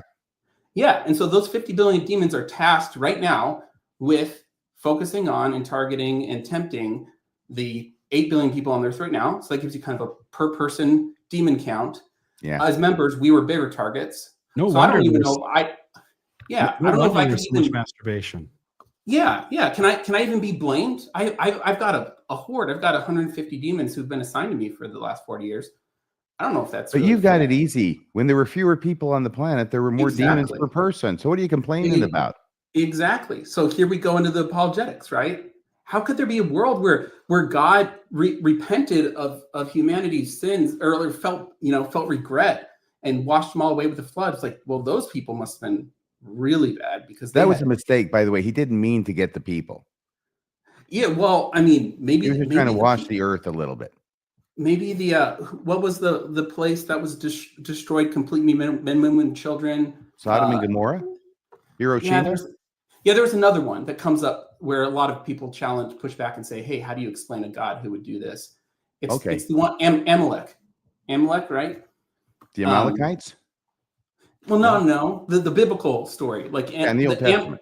Amalek was, they were the ones who he was like, oh no, you killed all the men. You need to turn around and go back and kill. And if you hear someone like William Lane Craig, who's a Christian apologist and scholar, really smart guy, he'll say like, you don't understand how bad they are. So if you do this demon math, you start to see from a Mormon perspective, kind of makes sense, right? Like they've got each person in that town, children included, have 100,000 demons working on them alone. So this is why you need to wear your temple garment night and day. Yeah.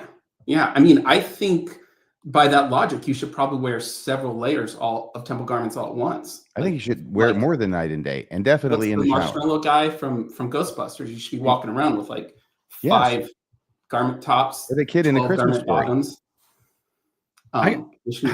How can prophets, seers, and revelators who admit they were wrong in discerning the degree of valiancy of some of God's children still be certain about the valiancy of others of God's children when they say that you're the very elect and have been saved for the last days?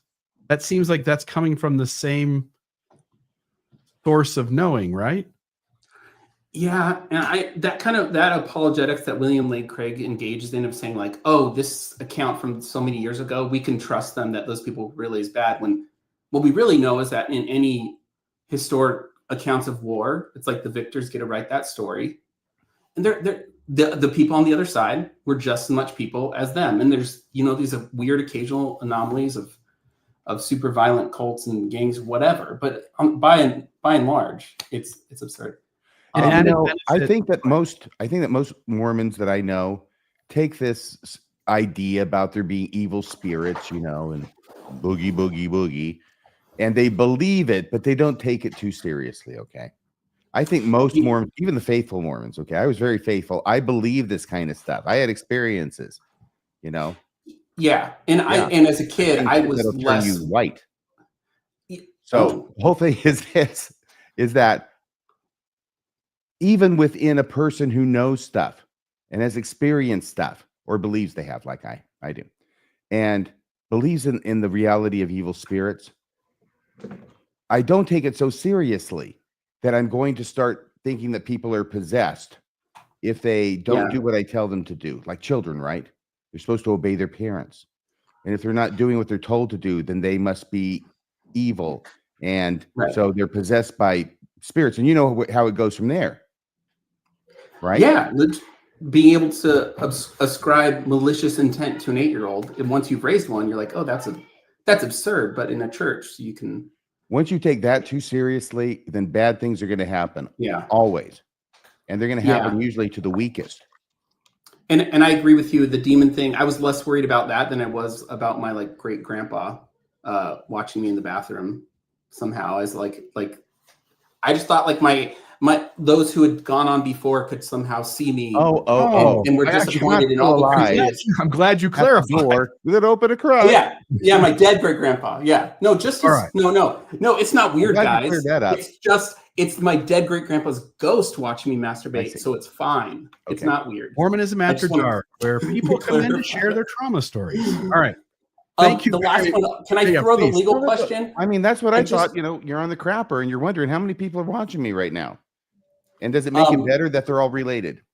Yeah, no, but it's not weird. It's fine. It's just religion. The other one was a legal one, and I'll just throw it at you, RFM. You don't even have to answer it tonight. But one thing I've been thinking of is I've noticed how when it comes down to scrutinizing the behavior of church leaders, how they handle finances and stuff, a concept that comes up over and over again is this idea of self-dealing. Are they misappropriating these funds to benefit themselves?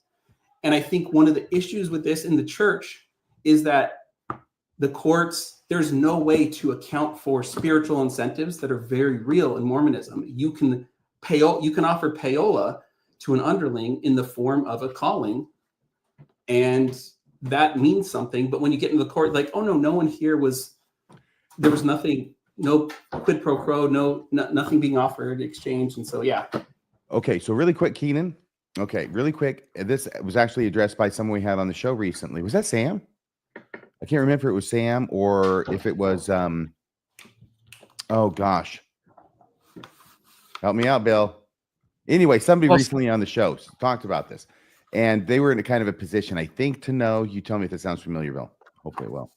That the danger of the church. Oh, it's the most terrifying church. Remember? That's why it's the most terrifying to this person.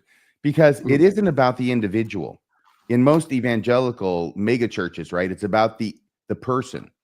And frequently we know the name of the person who's the pastor, who's like mega famous, but we don't even know the name of the church. He asked me that question when you're right. I know the name of the pastors. I have no idea what the name of the church is. That's because it's all about the person. But the Mormon church and the LDS church, it's not about the person. It's about the church.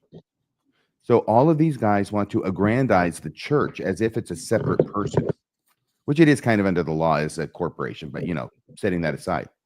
That's what they want to aggrandize. That's what they want to enshrine and gild, to the nines. And that's where all that money is going to the church.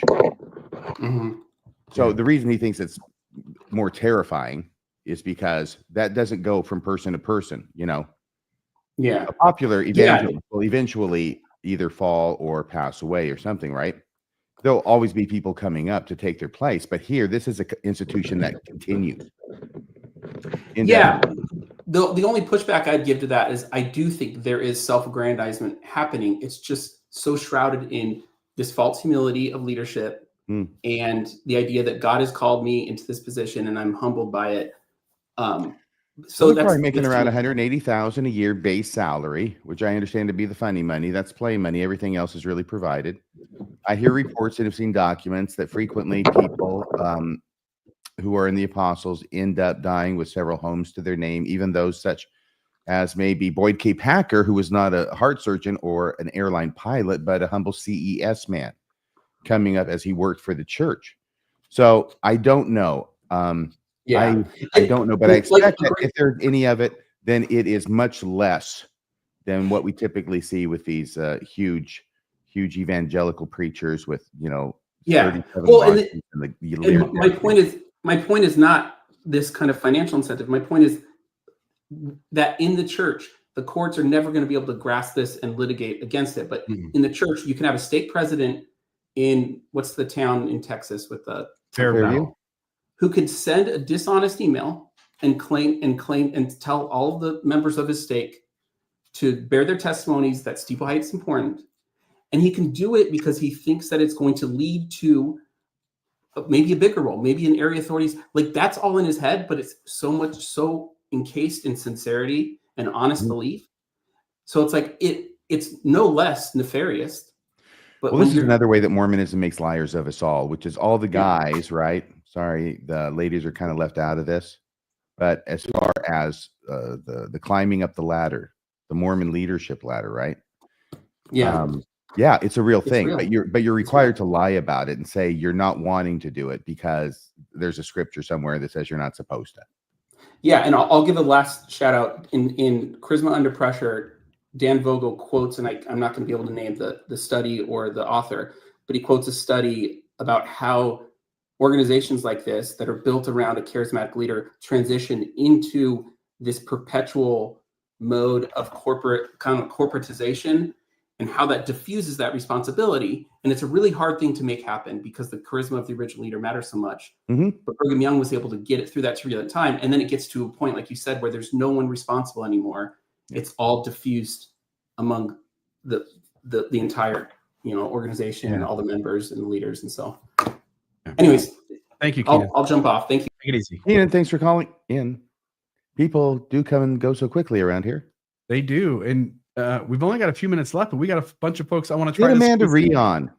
All right, I'll bring her up.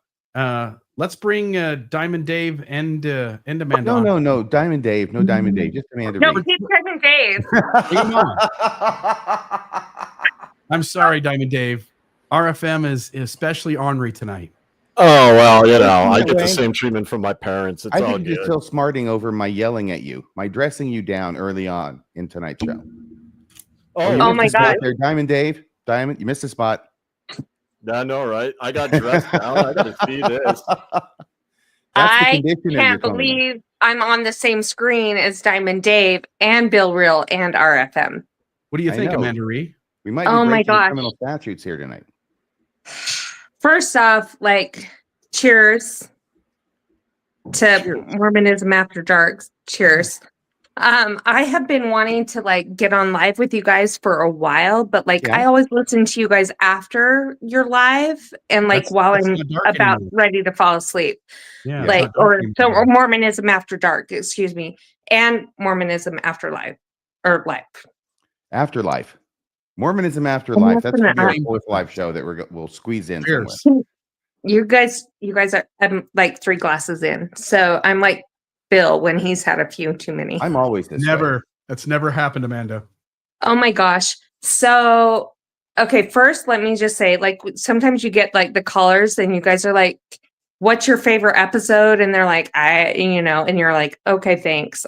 I have been listening to both Bill Real and RFM since probably 2016, 2017. Which of us do you like the best?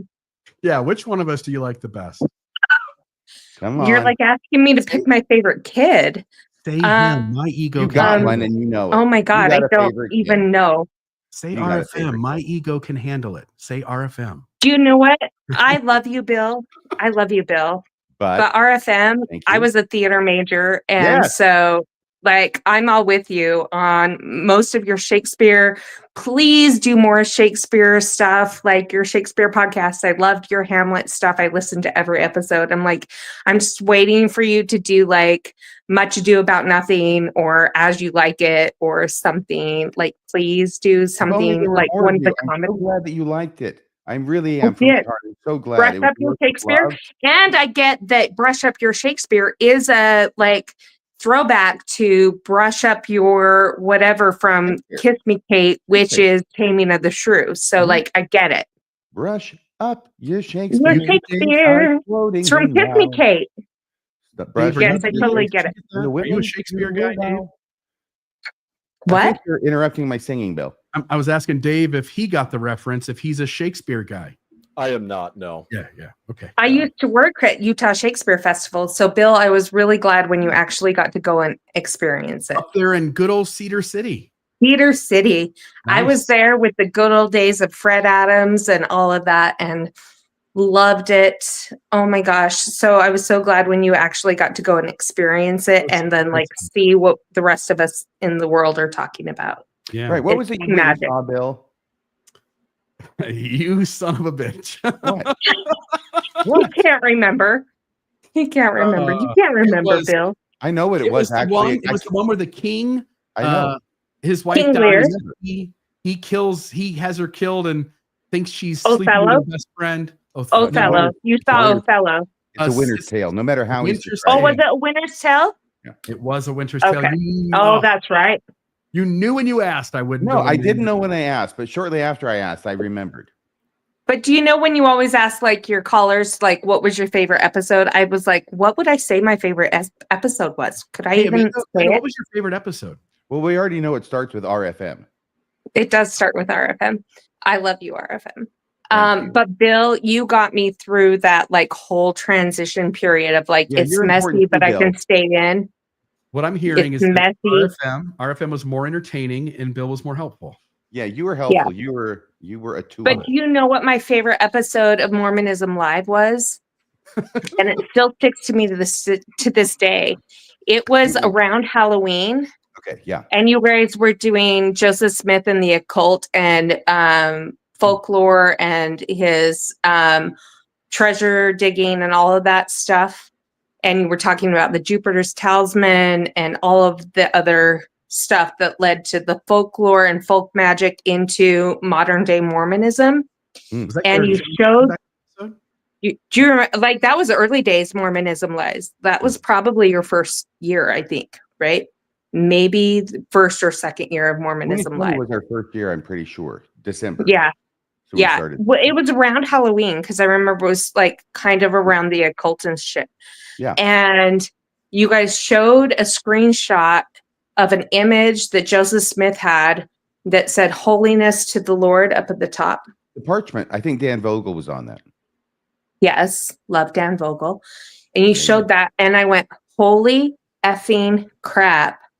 That holiness to the Lord is right across the Salt Lake City Temple doors. Yeah. And I went, it's not just with Joseph Smith.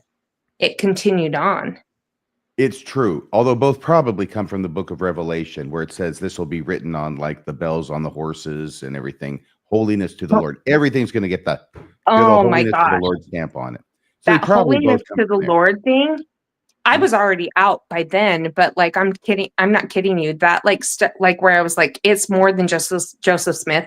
It's Brigham Young. It's everything. My great grandfather was the chief stonemason for the Salt Lake City Temple, and I have like this really like tender affinity to that temple, mostly because of my ancestry and the heritage. Like I have grandparents on both sides of my mom's side of the family that died with the Nauvoo Temple, the Vernal Temple, which was the original tabernacle, and the Salt Lake Temple. So like there's like this tender side of me that goes, I can connect with this on my ancestry side, but then also realize how effed up it all is. Mm-hmm, right. So there's We a don't whole choose stuff. our ancestors. Yeah. Sorry, say that again. We don't choose our ancestors. No, we but they are don't. our We don't. ancestors.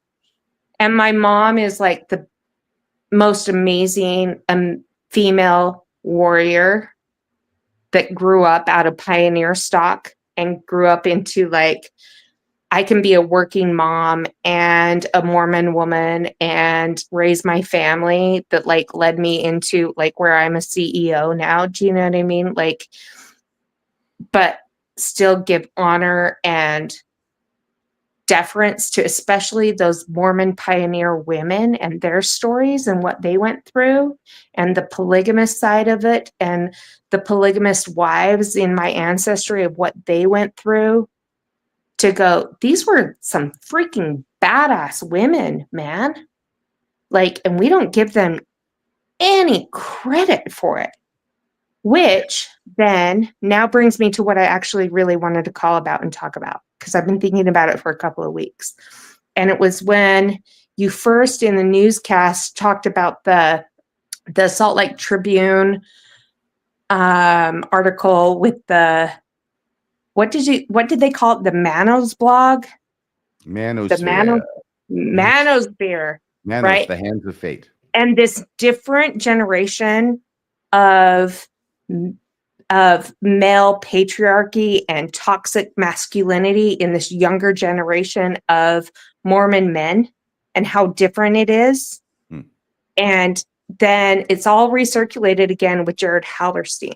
So here's my thought as I've followed all of y'all, plus John DeLynn, plus Hidden True Crime and the Lori Vallow and stuff and the Jody Hildebrandt, and even going back in Utah to the Susan Powell case. If you listen, so when John DeLynn had a couple of women on to respond to the Ruby Frankie Hulu stuff, Lauren Matthias talked about, she mentioned something about how there was this gentle masculinity of patriarchy, and how there is, like, most Mormon men have this very gentle, benevolent kind of atmosphere, and demeanor.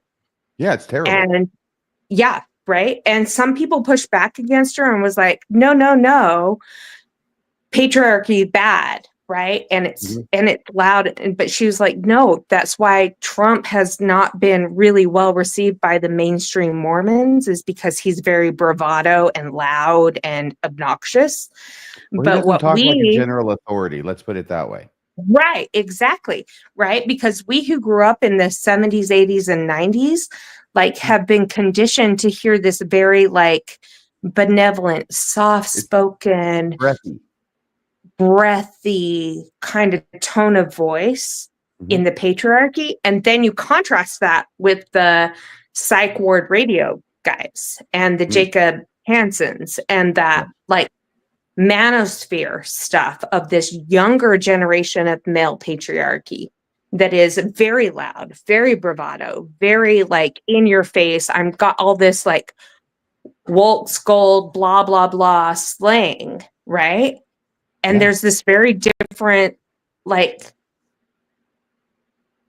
pattern in your vocal pattern and the way you perceive things and the way you talk about things and the way things are said.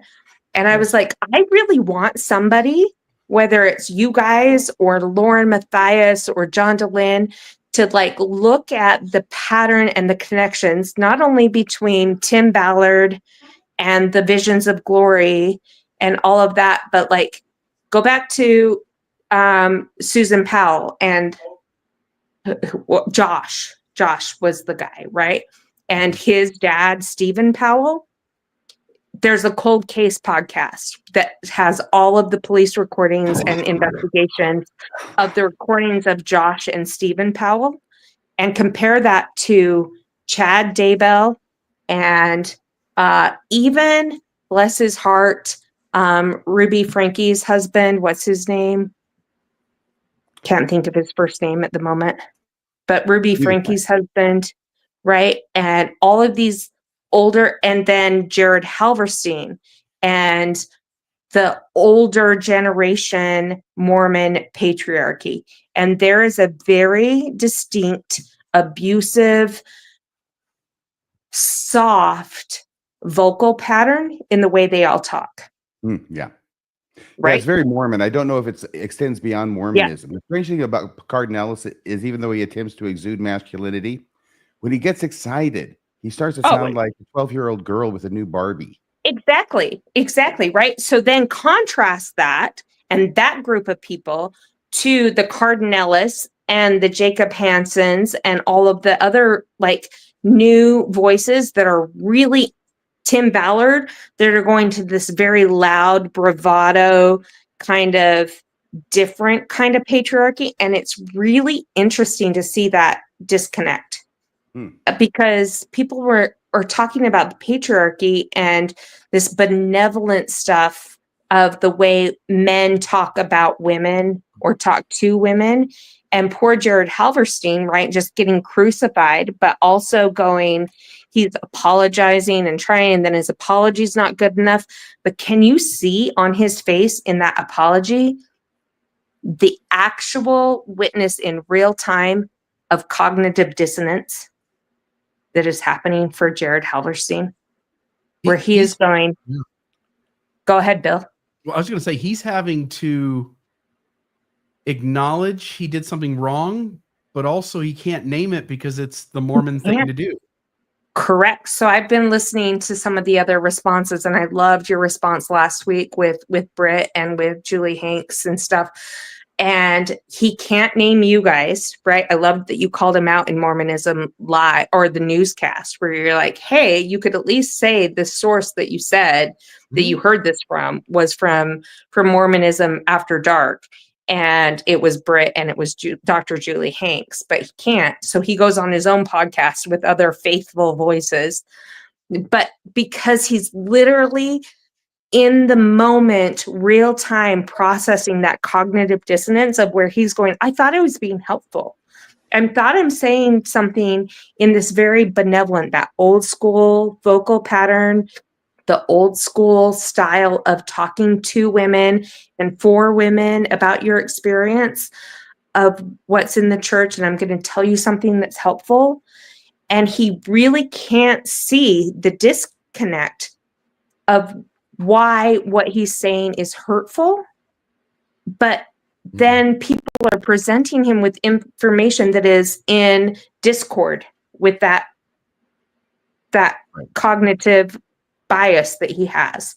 So you can really see in real time cognitive dissonance in play. And it is fascinating to me. And at least at the moment, so I just listened to Kolch's, conversation with Maven and Megan and Jamie from last night too. And Maven and Jamie have very different responses to that, of whether it's sincere or whether it's just platitudes. And I'm like, yes, it's a lot of platitudes, but at least he is in the very beginning processes of what you can see as cognitive dissonance, where he's going, this is what I believe and what I've always known to be true. And now all of these other experiences are telling me that that's not true. And it is a fascinating study in real-time cognitive dissonance. Yes, he Randy botted himself. Whole lot of stuff. Amanda, Say again? he Randy botted himself. You remember Randy Bott? Yeah. Poor professor back in 2012, who actually talked to the New York Times reporter and told him exactly what the church teaches about black people and the priesthood ban and why nobody wants to believe it. Lifted. And then it got published and kaboom. And then he got fired. Oh, excuse me. I mean, he was allowed to finish out the semester before being sent on a mission to Africa, I believe it was. So he was out of there. He didn't come back as a professor. He was fired because he caused the church embarrassment for committing the cardinal sin of actually saying out loud what it is the church really believes. Quiet and stuff. That's why I liken what's going on with Jared Halverson to that. It's a Randy Bott moment, and Jared Halverson, Randy botted himself right in the nuts. Yes. And you versus what Cardinella said, which was like, destroy all the men and castrate their nuts or something like that. Well, that Cardinella said. Cardinal will be safe. He's codified. He's codified. Kill all the men. He's got it made. For sure. Who's the greasy haired kid on that? Who's like in the Jesus movie as a? You don't know. It's the one that Kolch always says is the doofus. I can't remember. Brad Whitbeck. Yeah. Brad Whitbeck. Yeah. Okay. He's got nothing to worry about in the male purge either. Yeah. Hey, Diamond Dave, a guy who definitely has something Dave. to worry about in the male purge if that were to happen. I mean, I'm gonna be in Mongolia in 10 days, so America can just do whatever it wants at that point. No, Diamond Dave. Dave. Mongolia. Their stock market isn't safe either.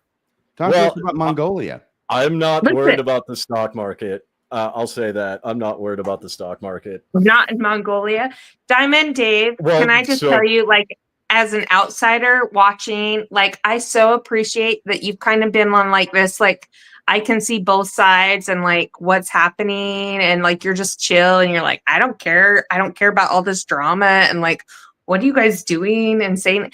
I so appreciate all your comments. So Diamond Dave, thank you for being in the conversation and being present, and don't ever really fully go away. That's all I'll say. No, I'll be calm dropping by. Under that smooth and calm exterior, there's a raging volcano of emotion. No, actually, I was joking about this, and Tim Rathbone was on Gene Judson's live. We did a reaction to conference predictions.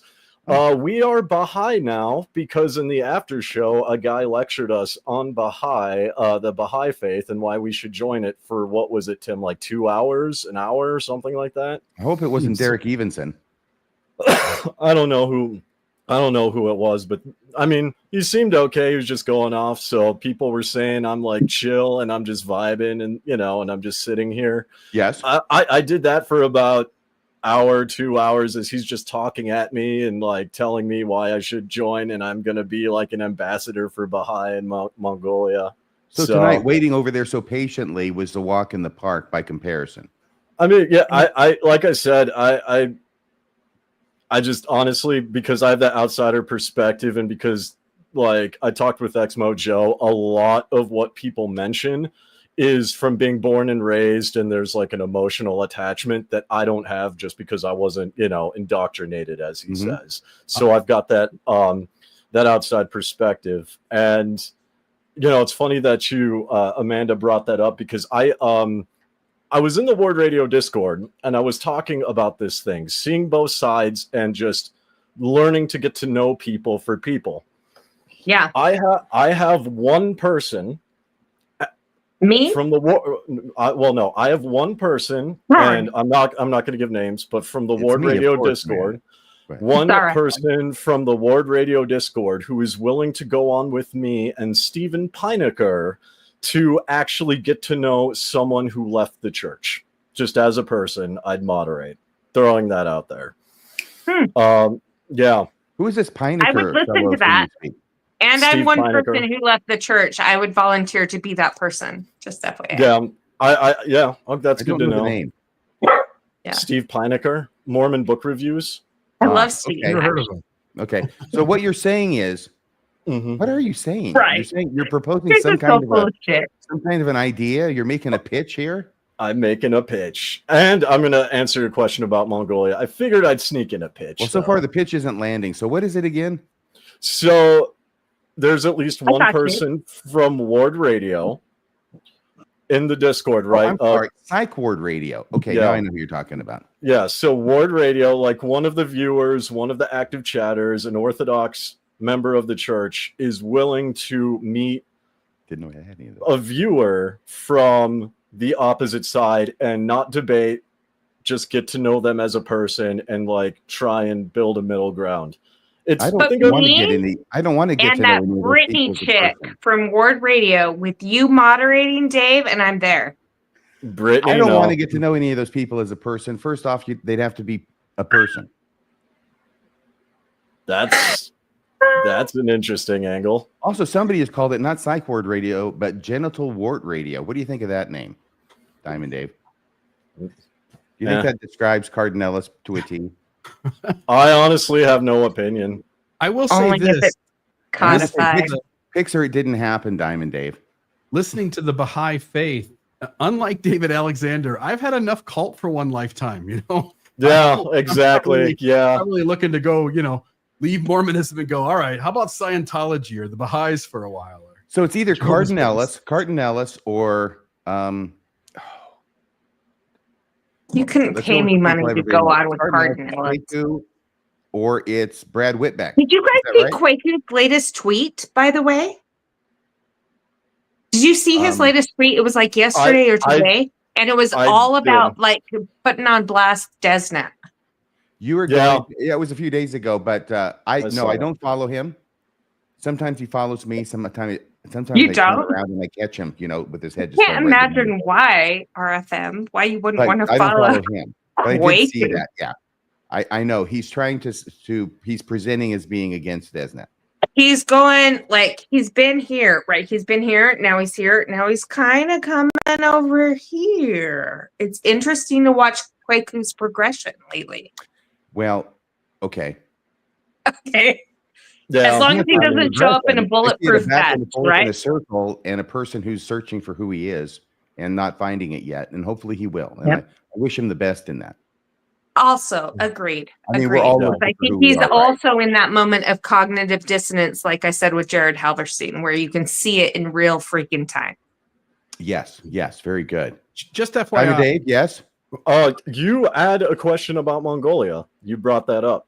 Because well, No, you brought you it up. did. You said in 10 days. Well, you're gonna yeah, be but in- he said tell us about Mongolia, so I thought it was something specific. So, I'm leaving from Mongolia in 10 days. It's a 57-hour journey. Are you going by yak? No, I'm flying because I got to go to LA and then from LA to Beijing, China, and then from China to Ulaanbaatar.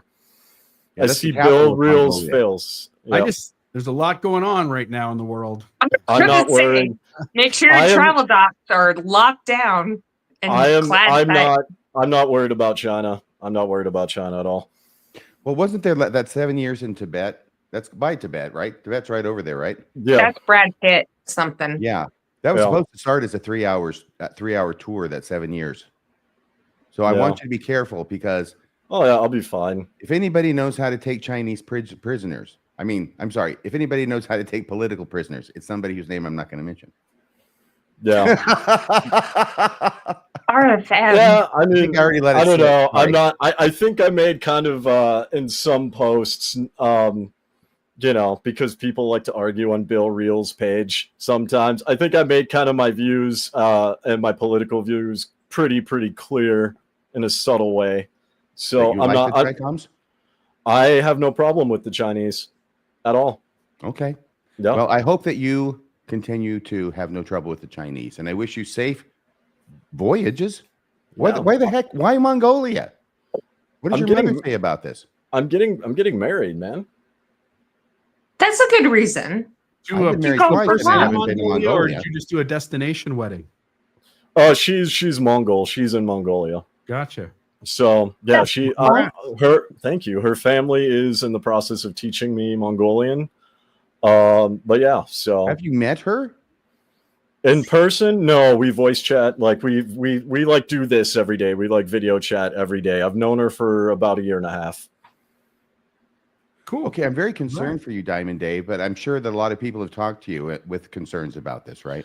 A lot of people have, and I will say it's people who don't know me that well. Just because, I mean, I've lived in foreign countries. I've spent time in India, right? So, I know what it's like to travel internationally. I'm aware of the risks. I already have, my ducks in a row. So I would say thank if you it guys were for giving the chat. anybody but Diamond Dave, I'd be really worried. But Diamond Dave, you Oh, seem sure, to like. Diamond Dave. He's the exception to the rule of everybody else in the freaking world, man. How did you guys Yes, meet, Diamond? he is. He is. 'Cause So, he's super pragmatic. Super yeah, just we like, met. I don't get Yeah. it. We met in a gaming Discord. So I've been part of a Minecraft and general gaming Discord since 2018. So about 2 years before I even joined the church, I With was my in this gaming 9-year-old? Discord. With my What? 9-year-old. With my 9-year-old. Wow, Amanda No. comes out of the choir No. with the right, a haymaker to Diamond Dave's All right, I'm gonna job. let both I'm of just you. kidding. I'm just Staggered. kidding. Congrats, But Dave. thank you. But yeah, so she ended up joining that same Discord a year and a half ago, and we just gamed as a community, right? We would just get on Discord and video chat like this. Like you were group once a week. dating. Kind of, it's just super gaming and hanging serious out. nowadays. Yeah, but yeah, so that's how we met. We talk every day. How do you talk? You don't even know Mongolian. She speaks 4 languages, dude. Is one of them English? She's probably Yes. super smart. So why Like do you have to Diamond learn Dave. Mongolian? Why? She's Because teaching him. Did you hear? so hold on. There's too much going on. So to answer Radio Free Mormon's question, Thank you. people speak English in Ulaanbaatar That's generally Mongolian if they're embassy on the phone. if they're like millennial age or younger. But if you go outside of Ulaanbaatar, most people do not speak English. And then We're the too older old, generation y'all. doesn't speak. And then the older generation in Mongolia generally knows a little bit of English, but not enough. Okay, so I'm That's hearing what what you're Diamond saying. Dave After just the said. wedding, We're too old. after the wedding, what? Then You I coming live back in. or you staying? Oh, I'm staying. I'm staying. I'm not staying in America. For those, there are some people who know me, and I don't know how well you and Bill know me, Mm. but for the past I'd say for about the past 4 years, I was working really hard of moving out of the US, and I was intending to move to India. Right. I was intending to leave the US permanently, move to India, and you know, I was debating on rescinding my US citizenship. A year and a half, and then of course a year and a half ago we meet, and then plans change. So Right. Can I ask Yeah. you a question, Diamond Dave? sure. I'm sorry, Bill and RFM. Can I ask you a question? Because when it seemed like you first came on the Mormon blogosphere like radar, at least for me personally, you were a little more into the camp of the word radio. And you were in their conversations and their stuff and watching and doing and seeing and commenting on what they were doing. And I've seen you kind of make a shift a little bit more into the neutral zone, which I love and totally respect. Like I said, that outside perspective. Where are you now? Like, where would you say, or I do you don't care? know if I'll be honest, I don't know, and I haven't really thought about it. I unintentionally fell in the neutral zone without trying to. I just kind of wound up there. Beware the Kobayashi Maru. Yeah, Because you of it, understand critical thinking and logic. well, a lot of it had to do was like I wasn't fully aware that the Exmo space was a thing in the first place. Like I stumbled on Ward Radio and I'm like, oh, this is, you know, okay, cool. I'm Gotcha. here, and these guys are cool with me. So. I know. Are It's the they gateway. though? And Are they? then I ended up hanging out over here, and I'm like, oh, these people are cool too. These people are cool. Oh my Which gosh. is kind of what I've always no, loved about no. you, is watching many you things on wrong both with that. sides.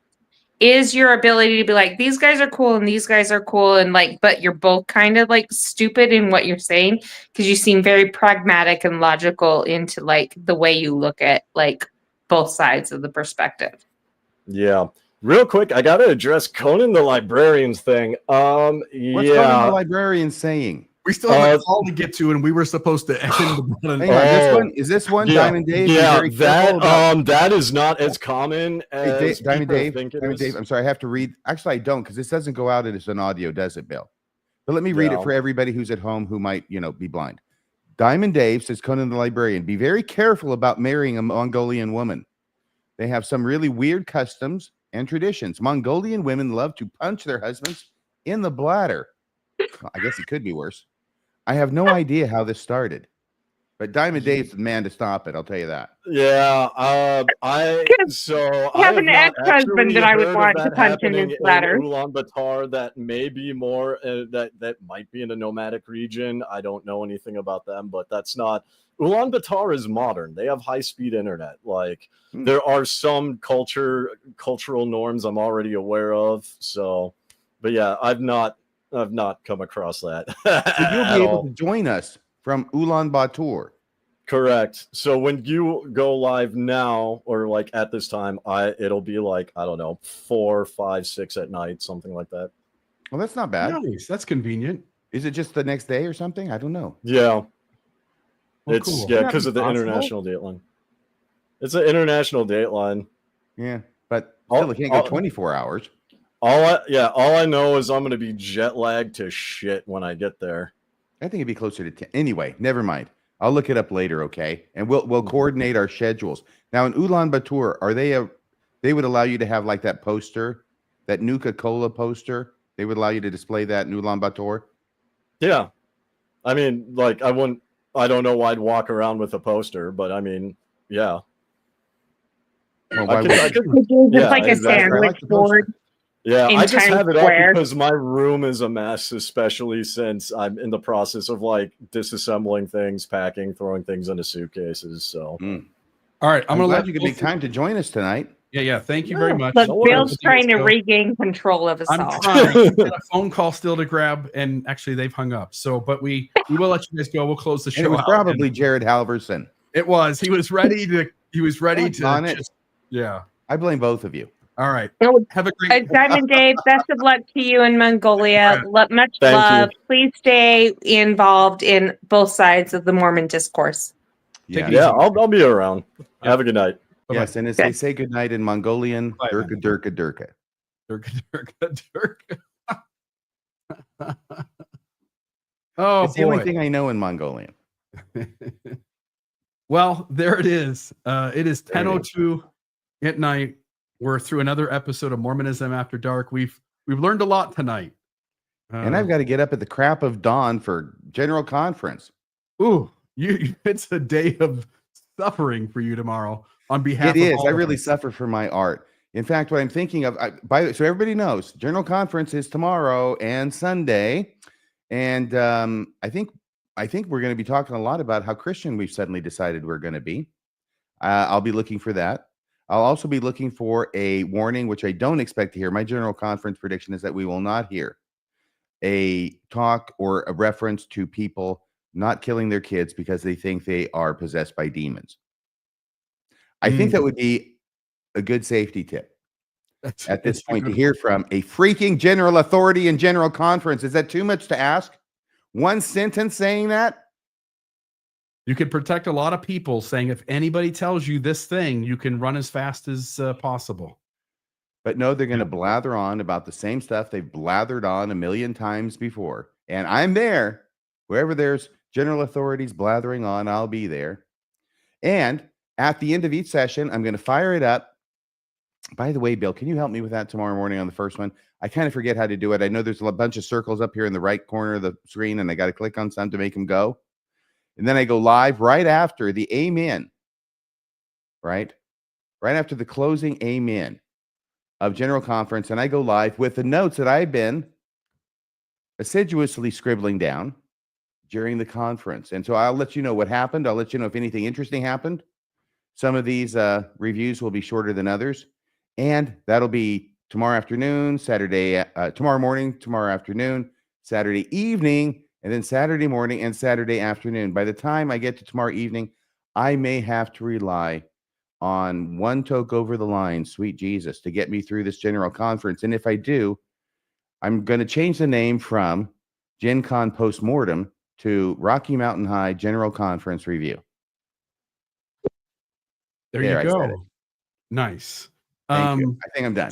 Do you have any prediction? Do you have anything you think will happen? I mean, I do think something happens with the women. Renlund, generally Mormons don't talk until right when something happens, and Renlund said something's changing. Prepare to be underwhelmed. If that's remember the one conference that was supposed to be like the most revelatory conference ever, and we got this from three guys, and they couldn't even do it in sync. It was odyssey. Yeah, they're not the Rockettes. The first presidency. They're never going to be a Radio City. I'm just saying. Well, thank you, RFM, for taking on the suffering of the post-Mormon community and watching General Conference on our behalf. I'm busy developing a savior complex. Yeah, well, yeah. So there it is. I will not leave you comfortless. I will come to you in the General Conference postmortems this weekend. Yeah.